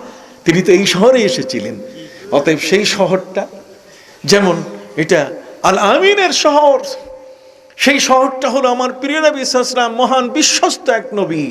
সেই মহান বিশ্বস্ত নবীর এই শহর, আল আমিন শব্দটা যেন কোনো মতেই বাদ না যায়, মুছে যেন না যায়, শব্দটার যেন উচ্চারণ বাকি থাকে। সুবহানাল্লাহ। পবিত্র কোরআন নিলয়, এটা অব্যয়, অক্ষয়। 15টা জিনিস কোন সমাজে চালু হয়, আল্লাহর গজব আসবে, এই গজব ঠেকাবার মতো ক্ষমতা জগতের কারো নাই। দ্বিতীয়টা হলো ওয়াল আমানাতু মাগনামা, যখন আমানতদারি থাকবে না, যখন মানুষের মধ্যে দুর্নীতি বেড়ে যাবে, মানুষ যখন রাস্তায় পথে অফিস আদালতে সবখানে যখন কি খাবে, ঘুষ খাবে। কথা কন না? এই ঘুষ যখন বাড়বে, ঘুষের সংখ্যা যখন বেড়ে যাবে, আপনি তখন মনে করবেন যে বিপদ চলে আসবে, এই ঠেকাবার ক্ষমতা নাই। যদিও নবী করিম সাল্লাল্লাহু আলাইহি ওয়াসাল্লাম বলেছেন আলাদাভাবে, আর রাশি ওয়াল মুরতাশি কিলাহুমা ফিন্নার, যে ঘুষ খায়, যে ঘুষ দেয়, দুইজনই কি জাহান্নামী। যে আমি তাড়াতাড়ি একটু সামনে যাই, সম্মানিত সুধী, ওয়াজ যাকাতু মাগরামা, যাকাতকে যারা জরিমানা মনে করে, যাকাত হচ্ছে আল্লাহর ফরজ ইবাদত। কতক্ষণ দিতে চায় না, দিতে চায় না। সরকারি কর, সরকারি রাজস্ব না দিলে বাড়ি নিলাম হয়ে যাবে। কতক্ষণ না, সরকারি রাজস্ব যদি না দেয় চাকরি থাকবে না, বিল আসবে না, বেতন আসবে না। ওটা আগে প্রিন্সিপাল সাহেব সাইন দেন একখান, প্রিন্সিপাল সাহেবের সাইন দরকার। সম্মানিত সুধী ভাইরা আমার, অথচ যাকাতের ক্ষেত্রে আমরা তৎপর নই। অতএব নবী করিম সাল্লাল্লাহু আলাইহি ওয়াসাল্লাম তিনি বলেছেন, মা মানা কওমুনিজ যাকাতা ইল্লা হাবাসাল্লাহু আনহুমুল মাতার। কোন জাতি, কোন সম্প্রদায় যখন যাকাত দেওয়া বন্ধ করে তখন আল্লাহ তাআলা আকাশের পানি, বৃষ্টি বন্ধ করে দেন। কতক্ষণ না, আকাশের বৃষ্টি কি বন্ধ হয়ে যায়। মা মানা কওমুনিজ যাকাতা ইল্লা হাবাসাল্লাহু আনহুমুল মাতার। আল্লাহ তাআলা সেই জাতির উপর থেকে বৃষ্টি বন্ধ করে দেন। এখন সামনে আসেন, ওই যে মরহুমা ফাজিলা খাতুনের কথা আসছে। আয-যাকাতু মাগরামা ওয়া আতা'আর রাজুলু ইমরাতা ওয়া কাউম্মা। মা চোখের পানি ছেড়ে দিয়ে সন্তান বড় আলেম হবে, বড় দরবেশ হবে, বড় দিনদার হবে, নামাজি হবে, পরহেজগার হবে, আল্লাহ ওয়ালা হবে, ভালো ভালো চাকুরে হবে, অনেক টাকা বেতন পাবে, তার সংসারে অভাব থাকবে না। দোয়া করে কে? মা। কথা কন না কেন? দোয়া করেন কে? বাইর হলে পায়ের মধ্যে কদম বুসি করে যায়। মৌলবীতে কদম বুসি উঠাই দিছে। মৌলবী বলছে কদম বুসি আবার কিসের দরকার? মায়ের পায়ের মধ্যে আছে কি? বেটা তুই জানোস না? আরে মায়ের পায়ের নিচে তো বেহেশত, ওইখানে হাত দিলে বরকত আসে। যেরকম সুবহানাল্লাহ। মায়ের পায়ের নিচে কি? বেহেশত। আল জান্নাতু তাহতা আকদামিল উম্মাহাত। জননীর পদতলে, মায়ের পায়ের নিচে কি? সন্তানের বেহেশত। বেটা ওই পাটা, ওইখানেই তো আমি হাত দেই। বরকতের জায়গায় আমি কি দেই? হাত দেই। তুমি বরকতের জায়গা চিনো না, বেয়াদব। ভাইরা আমার,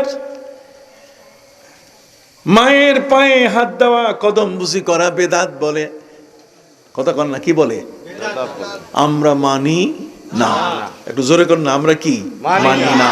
আবার বলেন, আমরা কি মানি না। আমরা মানি না। এটা কেন মানি না?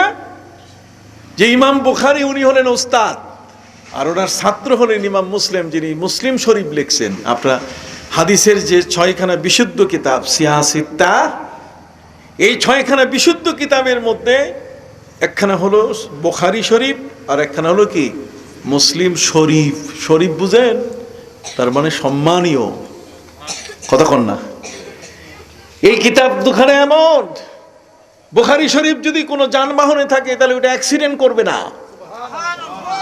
বুখারী শরীফের যদি খতম হয়, আল্লামা সাহেব কেবলা রহমতুল্লাহ আলাইহি খতমে বুখারী করছেন এই যে মৌলভীবাজার, এখানে যে কি বলে মাঠটার নাম কি? গভর্নমেন্ট মাঠ যেটা, আমিও তো সেখানে ছিলাম। কথা কর না।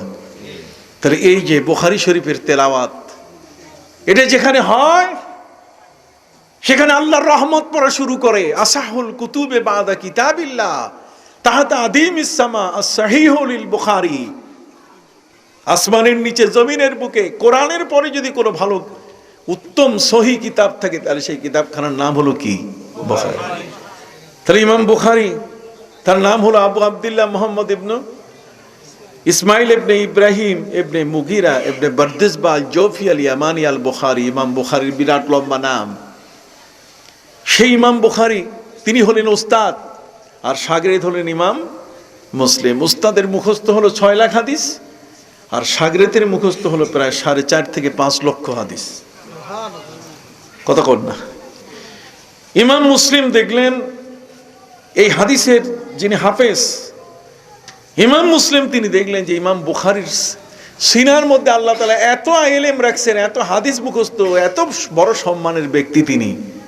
তিনি ডাক দিয়ে বলছেন, ইয়া উস্তাজ আল উস্তাজিন, ইয়া আমির আল মুমিনিন ফিল হাদিস। হে হাদিসের আমির, হাদিসের কি আমির, ইয়া আমির আল মুমিনিন ফিল হাদিস।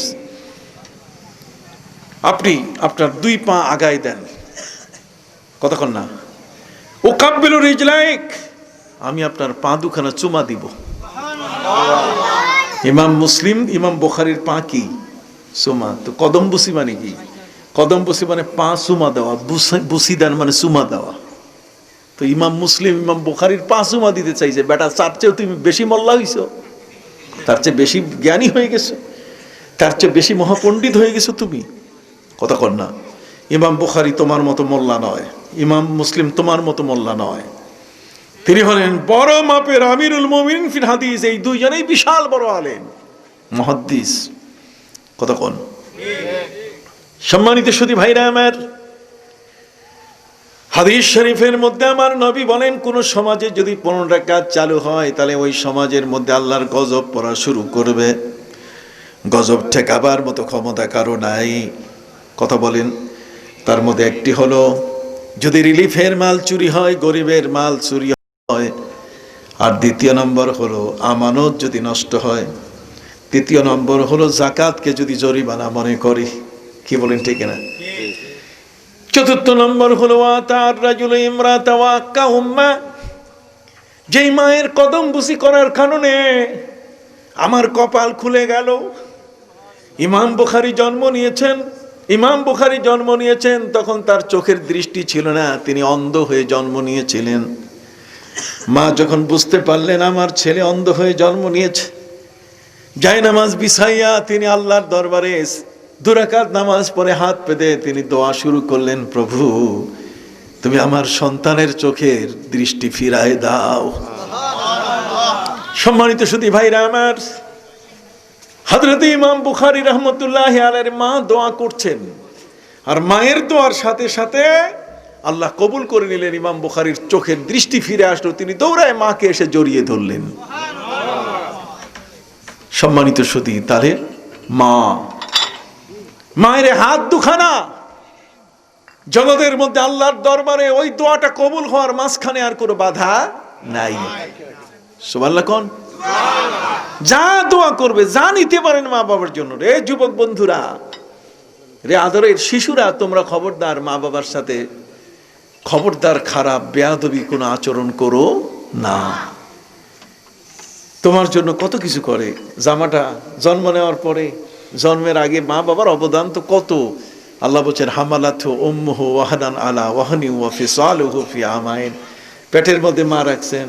আল্লাহ তাআলা কি লাইন দিয়েছেন, পুরা যা খাইছে মা আমার ভিতরে তাই আসছে। ওই মা যদি আমাকে কোলে না নিতেন, বুকের দুধ না খাওয়াইতেন, তাহলে আমি কোনোদিন এই পৃথিবীতে আজকে এত সুস্থ সুন্দরভাবে আমি নিজকে কখনো এই পৃথিবীতে আনতে পারতাম না। কতক্ষণ না। কিছু কিছু বাচ্চার খবর শোনা যায় যে ডাস্টবিনে পড়ে আছে, তার মানে জারজ সন্তান। কতক্ষণ না। গ্লানি থেকে বাঁচার জন্য গোপনে অ্যাবলেশন করে ডাস্টবিনে ফেলে দিয়ে আসছে। কিন্তু আমার মা তো আমাকে ডাস্টবিনে ফেলেন নাই। কতক্ষণ না। আমার মা আমাকে ডাস্টবিনে ফেলেন নাই। মায়ের হাত দুখানা এমন শক্তিশালী, যেটা আল্লাহর আরশ পর্যন্ত পৌঁছে যায়। আল্লাহর দরবার পর্যন্ত মায়ের হাত পৌঁছে যায়। এই জন্য সেই মা যখন দোয়া করেন, তখন দোয়া এত পাওয়ারফুল হয়ে যায়, শক্তিশালী হয়ে যায়, ওই দোয়াটাকে ঠেকাবার মতো জগতের কারো কোনো ক্ষমতা থাকে না। তীর ঠেকানো যায় মাঝখানে ঢাল দিয়া। কতক্ষণ না। কোন অস্ত্রের আঘাত ঠেকানো যায় মাঝখানে কি ঢাল দিয়া। কিন্তু মা বাবার হাতের দোয়া, এটা আল্লাহর কাছে পৌঁছে যায়, মাঝখানে কারো কোনো ঠেকাবার ক্ষমতা থাকে না। এই জন্য মা বাবার সাথে তোমরা ভালো ব্যবহার করবে। ছোট বন্ধুরা হাত উঠাও তো, মা বাবাকে ভালোবাসবে কিনা? কথা কও, ভালোবাসবে কিনা? ওই যে বাবা একটা ছোট্ট টেনিস বল কতবার উঠাই দিছে আর 3 বার পড়ে গেছে, তাতে কেউ তুমি কি শুরু করছো? কি কোন ঠিক না? এরকম বলবে নাকি? না, হাত নামাও। ছোট বাচ্চারা আমার কথা বোঝে। অতএব সম্মানিত সুধী ভাইরা আমার, প্রাণের বন্ধুরা, আমি আপনাদেরকে বলতে চাই, আমাদেরকে আমাদের প্রিয় নবী সাল্লাল্লাহু আলাইহি ওয়াসাল্লাম মা বাবার পরিচয় শিখাই দিয়েছেন। কিন্তু এই সব যা আছে মায়ের দোয়া নিয়া প্রথম হাতখড়ি দিল মা। মায়ের কোলে বসে লেখা শিখলাম, কোরআন পড়া শিখলাম, খাওয়া শিখলাম, স্বাস্থ্যটা ভালো হইল, আমি যুবক হইলাম, দেখতে সুন্দর সুপুরুষ, আরেকজনে আমার জামাই বানাইয়া নিয়ে গেল। আর জামাই বানাইয়া নিয়ে যাওয়ার পরে বউটা যখন আমার ঘরে আসলো, তখন আমার বউ কয়, দুধ তোমার বাপের খুক খুক কাশি, তোমার মা পানির পিক ফেলতেছে, পান খাইয়া কি গোয়া পান খায় না? কি ভাই সিলেটি ভাইরা কি কন আপনারা মৌলভীবাজারের? গোয়া পান কন না? গোয়া পান তো কন, আমি তো জানি, খালি কই না কথা কন। সম্মানিত শুধু ভাইরা, এই যে গোয়া পান যেটা বলেন, যেটা খায়, খাওয়ার পরে পিক ফেলতে হয় না? পিক বুঝেন না? ফালাই দেয়, উপ করে ফালাই দেয়, এটার নাম পিক। এই আপনারাও কর, তা আমি কি অন্য দেশ থেকে আসছি নাকি? আমি তো বাংলাদেশেরই একজন, কি বলেন ঠিক না? এই যে পিক ফেলে, ওই পিক ফেলে, এই যে আর বোর সহ্য হয় না, বউ মডার্ন, কথা বোঝেন নাই? বউ কি মডার্ন, বউর এটার বুক খালি, এটার মুখ খালি, এটা কপালে এক নক্তা, এই যে লাল একটা ঝুলাইছে এই জায়গা, বোঝা যায় না এটা হিন্দু না বৌদ্ধ না এটা খ্রিস্টান, কথা কন না ভাইরা আমার, প্রাণের বন্ধুরা।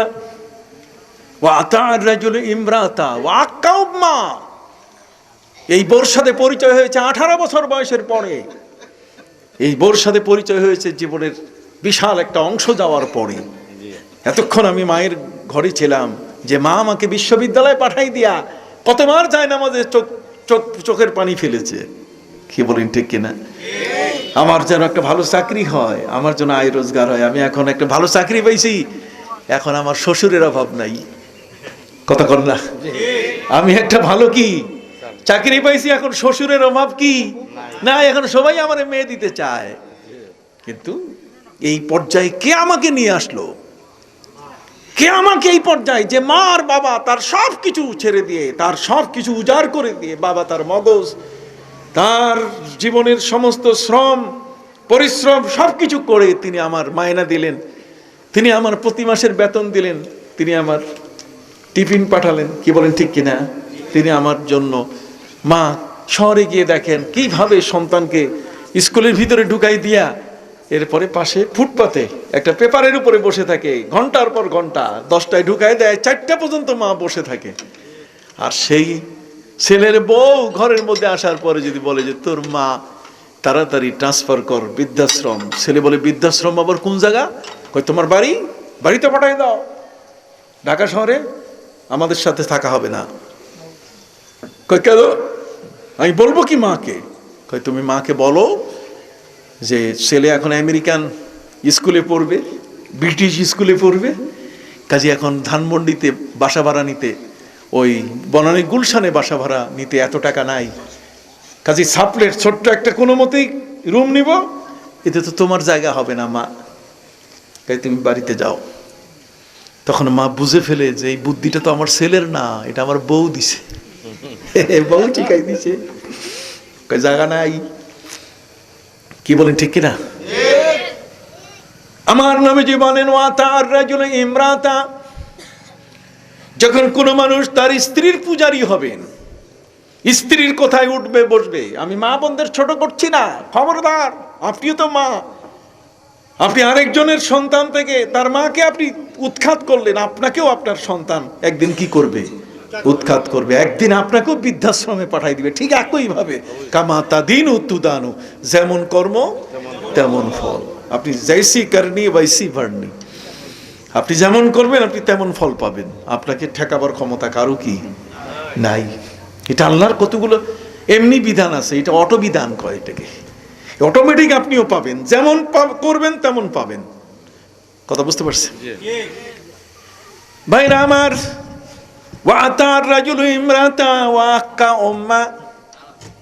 বউর একেবারে আকাশে উঠে দিছে, মায়ের কথা শুনে না, মাকে বলছে যা তো বাড়ি চলে যা, আমি আর পারবো না, আমার বাচ্চা কাচ্চা বড় হয়ে গেছে, এদের টাকা পয়সা অনেক, তোমার টাকা দিতে পারবো না।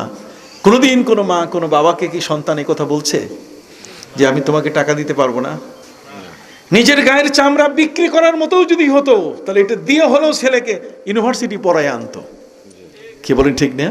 তাকে অক্সফোর্ড পড়ায় নিয়ে আসতো, তাকে ক্যামব্রিজ পড়ায় নিয়ে আসতো, তাকে ম্যানচেস্টার পড়ায় নিয়ে আসতো, কি বলেন ঠিক না, হার্ভার্ড ইউনিভার্সিটি পড়ায় নিয়ে আসতো। মা বাবা এত উদার, দেখেন না ট্রাফিক কেমনে পাশার মধ্যে লাঠি মারে, রিক্সাওয়ালা একটু এদিক সেদিক করলে ঠাস করে দেয় মেয়েরা, আর এক পিটানে করে কান্দা উঠে। জীবনে কোনোদিন নিজের বউর কাছে যাইয়া পাশাটা দেখায় নাই যে দেখ এমন ভাবে পিটাইছে আমাকে, কথা কন না। জীবনে কোনোদিন দেখাইলো না কাপড় উঠাইয়া যে আজকে আমি ট্রাফিকের মাইর খাইছি। সারাদিন পরিশ্রম করার পরে স্ত্রী আর সন্তানের মুখে হাসি ফোটাবার জন্য সেই সুন্দর রস ওইখান থেকে মালাই নিয়ে গেছে, কি বলেন ঠিক না? রস আছে না, রস ওই যে যেখানে মিষ্টি বিক্রি হয় ওই রস, ওখান থেকে মালাই নিয়ে গেছে, তার মানে রসমালাই, কতক্ষণ না। কি সুন্দর হাসি, বাচ্চাটা যেন হাসি ফোটে, কিন্তু জীবনে কোনোদিন কাপড়টা জাগাইয়া উঠাইয়া নিজের সন্তানকে দেখায় নাই যে বাবা আজকের এই মিষ্টির টাকাটা আনতে গিয়ে এই পুলিশের পিটান খাইছি, কথা কন। সেই বাবার পরিশ্রমের শেষ নাই। অতএব এই বাবা এই মা দুনিয়া থেকে বিদায় নিলে আমার উপরে তার অনেক দায়িত্ব। মারা গেলে পরে জীবিত অবস্থায় যেমন রব্বির হামহুমা কামা রব্বায়ানি সগীরা, আমরা এই পর্যন্ত এইটা খুব কইতে রাজি, কিন্তু এর আগে যে কি আছে এইটা কোনোদিন চিন্তা করি না। এর আগে বলা হয়েছে ওয়াবিল ওয়ালিদাইনি ইহসানা ইম্মা ইয়াবলুগান্না ইনদাকাল কিবরা আহাদুহুমা আও কিলাহুমা فلا تقل لهما أف ولا تنهرهما وقل لهما قولا كريما। তোমার মা বাবা যদি বয়োবৃদ্ধ হয়, বাবা বৃদ্ধ হইছেন বুঝবেন কেমনে, দাড়ি পাকছে, চুল পাকছে, কি বলেন ঠিক না, চাকরি গেছে নাই, এখন আর রিক্সা চালাইতে পারে না, টেম্পু চালাইতে জানেন চালাইতে পারে না, সিএনজি চালাইতে জানে না, চালাইলে সিএনজি যায় আরেক দিক, বাপ যায় আরেক দিক, কতক্ষণ না। এই বাপেরে আপনি কি করবেন? এখনো কি আপনার জন্য রাস্তায় পাঠাবেন? আমরা মাঝে মধ্যে কোনো রিক্সাওয়ালা যখন দাঁড়িয়েওয়ালা বৃদ্ধ রিক্সাওয়ালা হয় তখন লজ্জায় উঠি না, তারপরও উঠি কেন, যেই লোকটার রিক্সায় সহজে কেউ উঠতে চাবে না, যেহেতু বুড়া মানুষ টানতে পারবে না, যাতে 2টা পয়সা পায়। রিক্সায় উঠার পরে তখন ওই বৃদ্ধ বাবাজিকে জিজ্ঞাসা করি যে বাবা তোমার ঘরে কি সন্তান নাই, কতক্ষণ না, তোমার ঘরে কি কোনো যুবক সন্তান নাই? তখন বাবা গামছা দিয়ে চোখের পানি মুছে মুছে বলে আমি 5টি সন্তানের পিতা, আমার ছেলেরা বড় হয়েছে, বউ নিয়ে যার যার সংসারে, আমার দিকে তাকায় না, আমার স্ত্রীর দিকে, ওদের মায়ের দিকে তাকায় না, আছে না? এই গজবগুলোর কারণে তো করোনা ভাইরাস আসছে, এটা আসছে, এটা করুণা করতেছে। এখন এই করোনা ভাইরাস এসে করুণা করতেছে, মায়া করতেছে, এখন ধরছে এমন ভাবে এখন সারাইতে পারতেছে না, কতক্ষণ না। 9 মাস হয়ে গেল, 9 মাস। এটা এমনি আসছে মুসা আলাইহিস সালামের যুগে। মুসা আলাইহিস সালাম তার কওমের মানুষদেরকে বললেন যে দেখো যা করছো করছো, গালে এখন এই যে এইটা দিয়া উপরে তুর পাহাড় তাও সরাই দিছি, কাজে আল্লাহ তোমাদের উপরে মহা গোসা হয়ে গেছেন। এই গোসার হাত থেকে বাঁচার জন্য একটাই পথ, সেটা হলো যে তোমরা এই বাইতুল মুকাদ্দাস অথবা আরিহা এই গ্রামের মধ্যে তোমরা আবার ফিরে যাও। আল্লাহ তোমাদেরকে ফিরে যাওয়ার অনুমতি দিয়েছেন, সুবহানাল্লাহ কোন। খালি 2টা কাজ করবা, কয়টা? 2টা। একটা হলো প্র্যাকটিক্যাল আর একটা হলো মুখে উচ্চারণ। একটা হলো ওয়াদখুলুল বাবা সুজ্জাদা, তোমরা সিজদা করে, তার মানে মাথা মাটিতে লাগাইতে হবে তা না, নত শিরে গ্রামের মধ্যে ঢুকবে। যে কসুয়া একটা গ্রাম না, উত্তর মোলায়েম একটা কি গ্রাম, তো কথা কন। তাহলে এই গ্রামটার একটা এরিয়া আছে কিনা, এখানকার আলাদা মেম্বার নাই, উত্তর মোলায়েমের লোক এসে এই মেম্বারকে ভোট দিতে পারবে? পারবে না, তাহলে ওটা তো আলাদা, কথা কন। আল্লাহ তাআলা বলছেন ওয়াইজ কুলনা দুখুলু হাযিহিল কারিয়াতা সুজ্জাদা, আল্লাহ বলছেন এই গ্রামের মধ্যে তোমরা ঢুকবে, মাথাটা খালি নিচু করবা, একটু নিচু করবা, আল্লাহ বলছেন আমি মাফ করে দিব।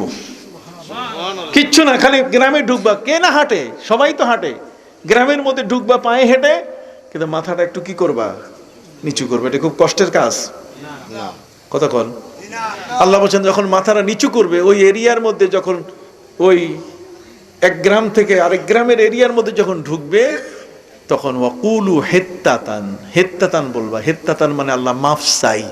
কি চাই? মাফ চাইলে কি খুব কথার ট্যাক্স দিতে হবে? আপনার সারা জীবন কথা কইছেন, কোনদিন ট্যাক্স নেওয়ার জন্য আসছে কেউ যে এত কথা কইছো কেন, ট্যাক্স দাও? কতক্ষণ? সম্মানিত সুধী, আল্লাহ বলছেন তোমাদেরকে, মুসা নবী বলে দেন তার কওমকে আমি ক্ষমা করব দুইটা কারণে। একটা হচ্ছে যদি তারা মাথা নত করে গ্রামে ঢুকে নত শিরে, আর মুখে যদি বলে আমি মাফ চাই। হযরত মুসা কত সহজ শর্ত, আল্লাহ তাআলা বান্দাকে মাফ করতে চায় কত সহজ শর্তে, কতক্ষণ না? ইন্নাল হাসানাত ইউযহিবনা সাইয়্যাত। আল্লাহ বলেন কিছু কিছু বিষয় এমন আছে যে আমি বান্দার গুনাহ মাফের জন্য অটো সিস্টেম করে রাখছি। ভালো কাজ করবে, গুনাহ মাফ হবে। আজকে আপনারা এখানে ভালো কাজে আসছেন না? একজন মায়ের মাগফিরাতের জন্য আপনারা আসছেন, তাতে উনি কি একা মাফ পাবেন? আপনার মাও মাফ পেয়ে যাবে, আপনার মা বাবাও কি মাফ পেয়ে যাবে, আপনার বংশের যারা আছে তারাও কি মাফ পেয়ে যাবে। এটা একার জন্য না। এই জন্য আমি থ্যাঙ্কস দিচ্ছি যারা এই আয়োজন করেছেন, এই ভালো কাজটুকু যারা করেছেন, এগুলো করে যাবেন। ওই ফতুয়াবাজরা ফতুয়া দিবে, কতক্ষণ না?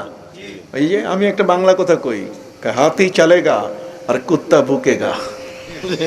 কথা বুঝেন নাই? হাতি চলতেই থাকবে আর কুত্তা কি, ওর কাম হচ্ছে ভুকা, ও ভুকবেই শুধু। কথা বুঝে? হাতি চলেগা আর কুত্তা ভুকেগা। কুত্তার কাজই হচ্ছে ও গেউ গেউ করবে। কাজী কুত্তার দিকে যদি তাকায় তা হাতির ইজ্জত থাকে না। এই জন্য আমরা কখনো এদের কথায় কোনোদিন আমরা ফিরে তাকাবো না। আল্লামা সাহেব কেবলা রহমতুল্লাহ আলাই আমাদের কাছে যে মাসলাক, যে নিয়ম দিয়ে গেছেন, সারসিনা দরবারের পীর সাহেব যে নিয়মে আমাদেরকে তালিম দিয়েছেন, সবের গড়াই তো সৈয়দ আহমদ শহীদ বেরলভী রহমতুল্লাহ আলাই, যার সম্পর্ক আওলাদে রসুল, যার সম্পর্ক প্যারা নবী রসুল করিম সাল্লাল্লাহু আলাইহি ওয়াসাল্লাম। খেয়াল করেছেন কথা? সম্মানিত সুধী ভাইরা আবার, এই জন্য আমাদের সবসময় মনে রাখতে হবে যে আমাদের মা আর বাবা এরা যত বড়ই বৃদ্ধ হোক না কেন, আপনার এই বৃদ্ধ বয়সে চুল পেকে গেছে, দাড়ি পেকে গেছে, এখন শরীরে দৌড়াবার শক্তি, তারপরও কত কষ্ট করে আপনার আমার জন্য শিক্ষা দীক্ষা কোনোটাতেই ত্রুটি করে নেই। শীতের পোশাক কিনে দিছে, গরমের পোশাক কিনে দিছে, কতক্ষণ না? ভালো খাওয়া, ভালো থাকা, বাড়িটা করে দিছে। খুব কম সন্তান আছে যে নিজে একেবারে হতদরিদ্র হয়ে কিছুই নাই আর সে একটা বাড়ি করে ফেলছে। না, বাপের জমি, বাপের জায়গা, কতক্ষণ না, ওটা আমার নামে ট্রান্সফার হয়ে আসছে, ওইটাই হারাহারি করে ভাইরা ভাগ করে বাড়ি করছি, কতক্ষণ না? আমাদেরটাতে আমাদের সন্তানরা যেমন, তাদের সন্তানরা এরকম ভাগ করে। কাজে এই ঋণ আপনার আমার পরিশোধ করার কোনো সুযোগ নাই। এই জন্য আল্লাহ বলছেন খবরদার, বুড়া হয়ে গেলে মা বাবা করে উঠতো না। ওয়াকাদা রাব্বুকা আল্লা তা'বুদু ইল্লা ইয়্যাহু ওয়া বিল ওয়ালিদাইনি ইহসানা। সবসময় মা বাবার সাথে নরম থাকবে, সফট থাকবে, মা বাবার সাথে সবসময় নরমিলা আচরণ করবে, সদাচরণ করবে, ভালো ভালো খাবার দিবে, ভালোভাবে তোমাকে যেমন ভালো মিষ্টিটা খাওয়াইছে, রসমালাই খাওয়াইছে, ভালো খাবারটা মুরগার রান খাওয়াইছে, কোয়েল পাখির ডিম খাওয়াইছে, তুমিও এই বয়সে তাকে ঠিক সেইভাবে আদর করো। সুবহানাল্লাহ। আর হাত দুখানা দিয়ে দোয়া করো। একদিন তোমার জন্য তার হাত, তার গাল ভিজে গেছে, দোয়া করতে করতে তোমার জন্য আল্লাহর কাছে সেজদায় পড়ে পড়ে মা বাবা কত কিছু তোমার জন্য প্রার্থনা করেছে। তোমার শান্তিটা তোমার মা বাবা সবসময় চাইছে, কথা কর। আর সেই মা আর বাবা, একটা বউ আসছে ঘরে, পরমা সুন্দরী, আসার পরে যা কয় তাই। উনি হয়ে গেছেন একেবারে রাষ্ট্রপ্রধান, উনি যা হুকুম করে বেটা তাই চলে। বেটা তো বেটা না, এটা তো বেড়া, কতক্ষণ না? এটা বেটা না, এটা কি? এটা বেড়া। বেড়া বুঝেন? বেড়া হইল ওই যে রাস্তার মাঝখানে রাত 12টার মধ্যে চুপ করে বসে থাকে, মনে করে আমি সার্জেন হয়ে বসে আছি, গাড়ি আমার কিছু করবে না, আর গাড়ির দেয় ডলা। বেড়া মানে নিজের হুঁশ নাই। বেড়া ওইটারে কয় যার নিজের কি নাই, হুঁশ নাই। কথা বুঝতে? ঘরের বউ যদি আপনার ভেড়া বানায় তাহলে কাম শেষ। আর কিছু থাকবে না, আপনার সব যাবে, মান ইজ্জত আপনার সব কিছু ধ্বংস হয়ে যাবে। তবে স্ত্রীকে মাইনাস করা যাবে না। স্ত্রী হলেন এমন, যদি সত্যিকার খায়রুল মারআতি ইযা নাযারতা ইলাইহা সাররাতকা, উত্তম নারী সেই যার দিকে তাকালে তার স্বামীটার কলিজাটা শান্ত হয়ে যাবে। ওই যে 12 ঘন্টা কাজ করছে, 6 ঘন্টা কাজ করছে, 8 ঘন্টা কাজ করছে, ওই কষ্টটা মনে থাকবে না। এই জন্য কি করতে হবে? এই জন্য ঘরের বউকে করতে হবে যে স্বামী আসার আগে, বেলা ডুবার আগে যেন বিছানাটা সুন্দর করে সাজায় রাখে। কতক্ষণ না, অনেক বউ আছে একে আউলা ঝাউলা, আউলা ঝাউলা বুঝেন, তবে চুল ঠিক নাই, মাথা ঠিক নেই। কে বলছে আপনাকে কসমেটিক ব্যবহার করবেন না? স্বামীর কাছে পয়সা নেন, আস্তে করে তার পকেট থেকে বলেন টাকা দাও, কি করবো? আমি লাগাবো। কতক্ষণ না, আমি এখানে দিব, কতক্ষণ না। তার মানে কসমেটিক আমি প্রসাধনী ব্যবহার করব, কতক্ষণ ফেয়ার এন্ড লাভলি অমক তমক এগুলো দিব, দিয়ে তোমার জন্য সেজে থাকবো, আমি তোমার স্ত্রী। সুবহানাল্লাহ, সুবহানাল্লাহ। স্ত্রী আপনি তারে খুশি করবেন, দেখবেন 24 ঘন্টা সার্ভিস পাবেন। আর খুশি করবেন না, খবর আছে, কতক্ষণ না একেবারে জীবন অশান্তি হয়ে যাবে। লাইফ পার্টনার তো অর্ধেকটা তো আল্লাহ তারে দিয়ে দিছে, কতক্ষণ না। এই বিশ্বে যা কিছু চিরকল্যাণকর, অর্ধেক তার করিয়াছে নারী, অর্ধেক তার নর। কি বলেন, ঠিক কিনা? কাজে ওই মা আর বাবা দুজনের মাধ্যমে জগতের মধ্যে আমরা এসেছি। এই জন্য আল্লাহ বলছেন ওয়াকফিজ লাহুমা জানাহা যুল্লি মিনার রাহমা, সন্তান তোমার মা বাবার জন্য 2 বাহু প্রশস্ত করে দাও, খালি সেজদাটা বাদ দিয়া যা চাবে সব দিয়ে দাও।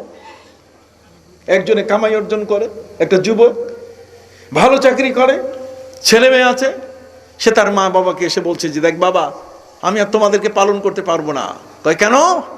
কয় তোমার বৌমা, তোমার নাতি, এদের স্কুলের ফিস, এদের বেতন, কতক্ষণ না, এগুলো সব দিতে দিতে আমি শেষ, তোমাদেরকে আর পালতে পারবো না। মা বাবা বলছে না, কেন?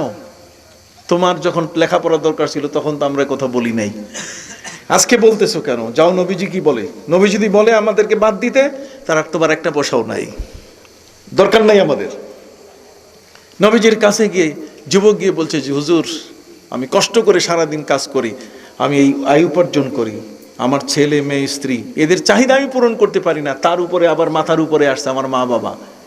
এখন মা বাবাকে আমি বাদ দিতে চাই, আমি এখন কি করব? মা বাবাকে বাদ দিলে কি কোনো অসুবিধা আছে? নবীজি বলেন অসুবিধা মানে আন্তা ওয়া জাউজুকা, কতক্ষণ না, আয় ওয়া জাউজাতুকা ওয়া আওলাদুকা ওয়া মালুকা লে আবওয়াইকা, তুমি, তোমার স্ত্রী, তোমার সন্তান, তোমার সম্পদ সব মা বাবার জন্য, কোনো মাইনাস নাই, বরং জীবনের সাথে প্লাস রাখতে হবে মা বাবাকে। মা বাবাকে কখনো কোথাও দূরে সরে দেওয়া যাবে না। বউ অসুস্থ হলে ঢাকা অ্যাপোলো স্কয়ার হাসপাতাল, কতক্ষণ না, সিঙ্গাপুর, ওই ব্যাংকক, চেন্নাই, বেল্লোর, ওই বাঙ্গালোর, মাইনপুর হাসপাতাল, হায়দ্রাবাদ। আর মা বাবা অসুস্থ হলে কোনো খবরই নাই, ওরা কুক কুক করে কাশতেছে, কতক্ষণ না। কতদিন থেকে মায়ের পেটে ব্যথা, একদিনও সে ডাক্তার দেখালো না। আর বউ একটু হলেই চেন্নাই, কথা বুঝতে পারছেন? খবরদার, তোমার জীবনে সবাইকে গুরুত্ব দিতে হবে তার তার যার যার অবস্থান সেখান থেকে। কি বলেন, ঠিক কিনা? স্ত্রী স্ত্রী জায়গা থেকে সেবা পাবে, মা বাবা মা বাবার জায়গা থেকে কি পাবে? সেবা পাবে। কাউকে থেকে কাউকে তুমি বঞ্চিত করতে পারবে না, কারো কারণে কাউকে বঞ্চিত করার কোনো অধিকার তোমার নাই। সুবহানাল্লাহ বলেন। ভাইরা আমার, এই জন্য কোরআন বলে দিয়েছে, পবিত্র কোরআন মজিদে আল্লাহ পাক রব্বুল আলামিন ইরশাদ করেন ওয়াখফিজ লাকুমা জানাহাদ-দুল্লি মিনার রাহমা, মা বাবার জন্য তোমার 2 বাহু প্রশস্ত করবে দয়াদ্র হৃদয়ে। বিররাহমা মিনার রাহমা মানে তুমি মা বাবার সাথে খবরদার রাগ করবে না। অনেক ছেলে মেয়ে আছে মা বাবার সাথে রাগ হয়, চোখ এত বড় করে, গরম হয়ে যায়। ওই যে ঝুরি পড়ে গেছে কয়বার? 3 বার। জোরে কর না, 3 বার। ঝুরি পড়ে গেছে কি? 3 বার। 3 বারই বাস টেম্পারেচার বেড়ে গেছে, কতক্ষণ না, গরম হয়ে গেছে হেডকোয়ার্টার। মাথার মগজ কি হয়ে গেছে? গরম হয়ে গেছে। কয়, তুমি কি শুরু করছো? খালি বারবার ফেলে দিতেছো। বাবা বলতেছে, 3 বার পড়ে গেল হাত থেকে, এতেই তুমি আমাকে ধমক দিতেছো। আর এই পাহাড়ের উপরে একদিন তুমি আমার ছোট্ট একটা টেনিস বল নিয়ে এসেছো, কতবার যে তুমি ফেলে দিছো, আর কতবার যে কুড়াই তোমার হাতে এনে দিছি, আমি তো বিরক্ত হই নাই। কাজে মা বাবার জন্য কি কোনো বিরক্ত হওয়া যাবে? না। বন্ধুরা আমার, ছোট ছোট এখানে, এই ছোট বাচ্চা আমার দিকে তাকাও। অতএব ওয়াকফিজ লাহুমা জানাহাদ যুল্লি মিনার রাহমা, তোমার 2 বাহু তুমি প্রশস্ত করে দাও। টাকা নাই, পয়সা নাই, তোমার ঘরে আয় উপার্জন নাই, তারপরও তুমি হাত দুখানা দিয়ে আল্লাহর কাছে বলো, ওয়াকুর রব্বিরহামহুমা কামা রব্বায়ানি সগীরা, আল্লাহ তুমি আমার মা বাবার উপর দয়া করো। আপনি মা বাবার সাথে ভালো ব্যবহার করবেন। নারায়ে তাকবীর, নারায়ে রিসালাত। ইয়া রাসূলুল্লাহ। আজকের প্রধান অতিথি, জিন্দাবাদ জিন্দাবাদ। আজকের আমাদের ছোট সাহেব কেবলা এসে গেছেন, উনি আপনাদের সামনে বক্তব্য রাখবেন। আমার অনেকগুলো বই ছিল, এটা পরে আপনাদের কাছে বিনয়ের সাথে আবেদন করতে চাই, যার নামে আজকে দোয়ার আয়োজন, আল্লাহ যেন তাকে জান্নাতের আলা মাকাম দান করেন। মা বাবার সাথে কখনো খারাপ ব্যবহার করা যাবে না, তাদের সাথে কখনো অন্যায় আচরণ করা যাবে না। সব সময় তাদের সাথে ভালো আচরণ করতে হবে, ভালো ব্যবহার করতে হবে, না হলে রেজেক কমে যাবে, চোখের জ্যোতি নষ্ট হয়ে যাবে, গরিব হয়ে যাবেন, ফকির হয়ে যাবেন, গজব আসবে। আল্লাহ তাআলার পক্ষ থেকে আপনার উপর সকল নেয়ামতকে আল্লাহ তাআলা তুলে নেবেন। এই জন্য কোনো অবস্থাতেই মা বাবার সাথে খারাপ আচরণ করা যাবে না। অতএব সম্মানিত সুধী, আপনারা এই বিষয়গুলো, এই দীর্ঘ সময় পর্যন্ত আমি কথা বললাম, আমার এই কথাগুলো এই কারণে আপনাদের সামনে বলতে হলো, আজকের এই কথাগুলোর চর্চা আমরা বলি না, আমরা এই কথাগুলোর চর্চা করি না। খবরদার কারো দ্বারা কারো মা বাবা যেন কষ্ট না পায়, এবং কোনো অবস্থায় যেন মা বাবা দুঃখ না পান, এই সব বিষয়গুলো সবসময় কি থাকতে হবে, মনে রাখতে হবে। যে ভালো থাকবেন, সুস্থ থাকবেন। মদিনার কাফেলা, একটি দাওয়াতি কণ্ঠস্বর।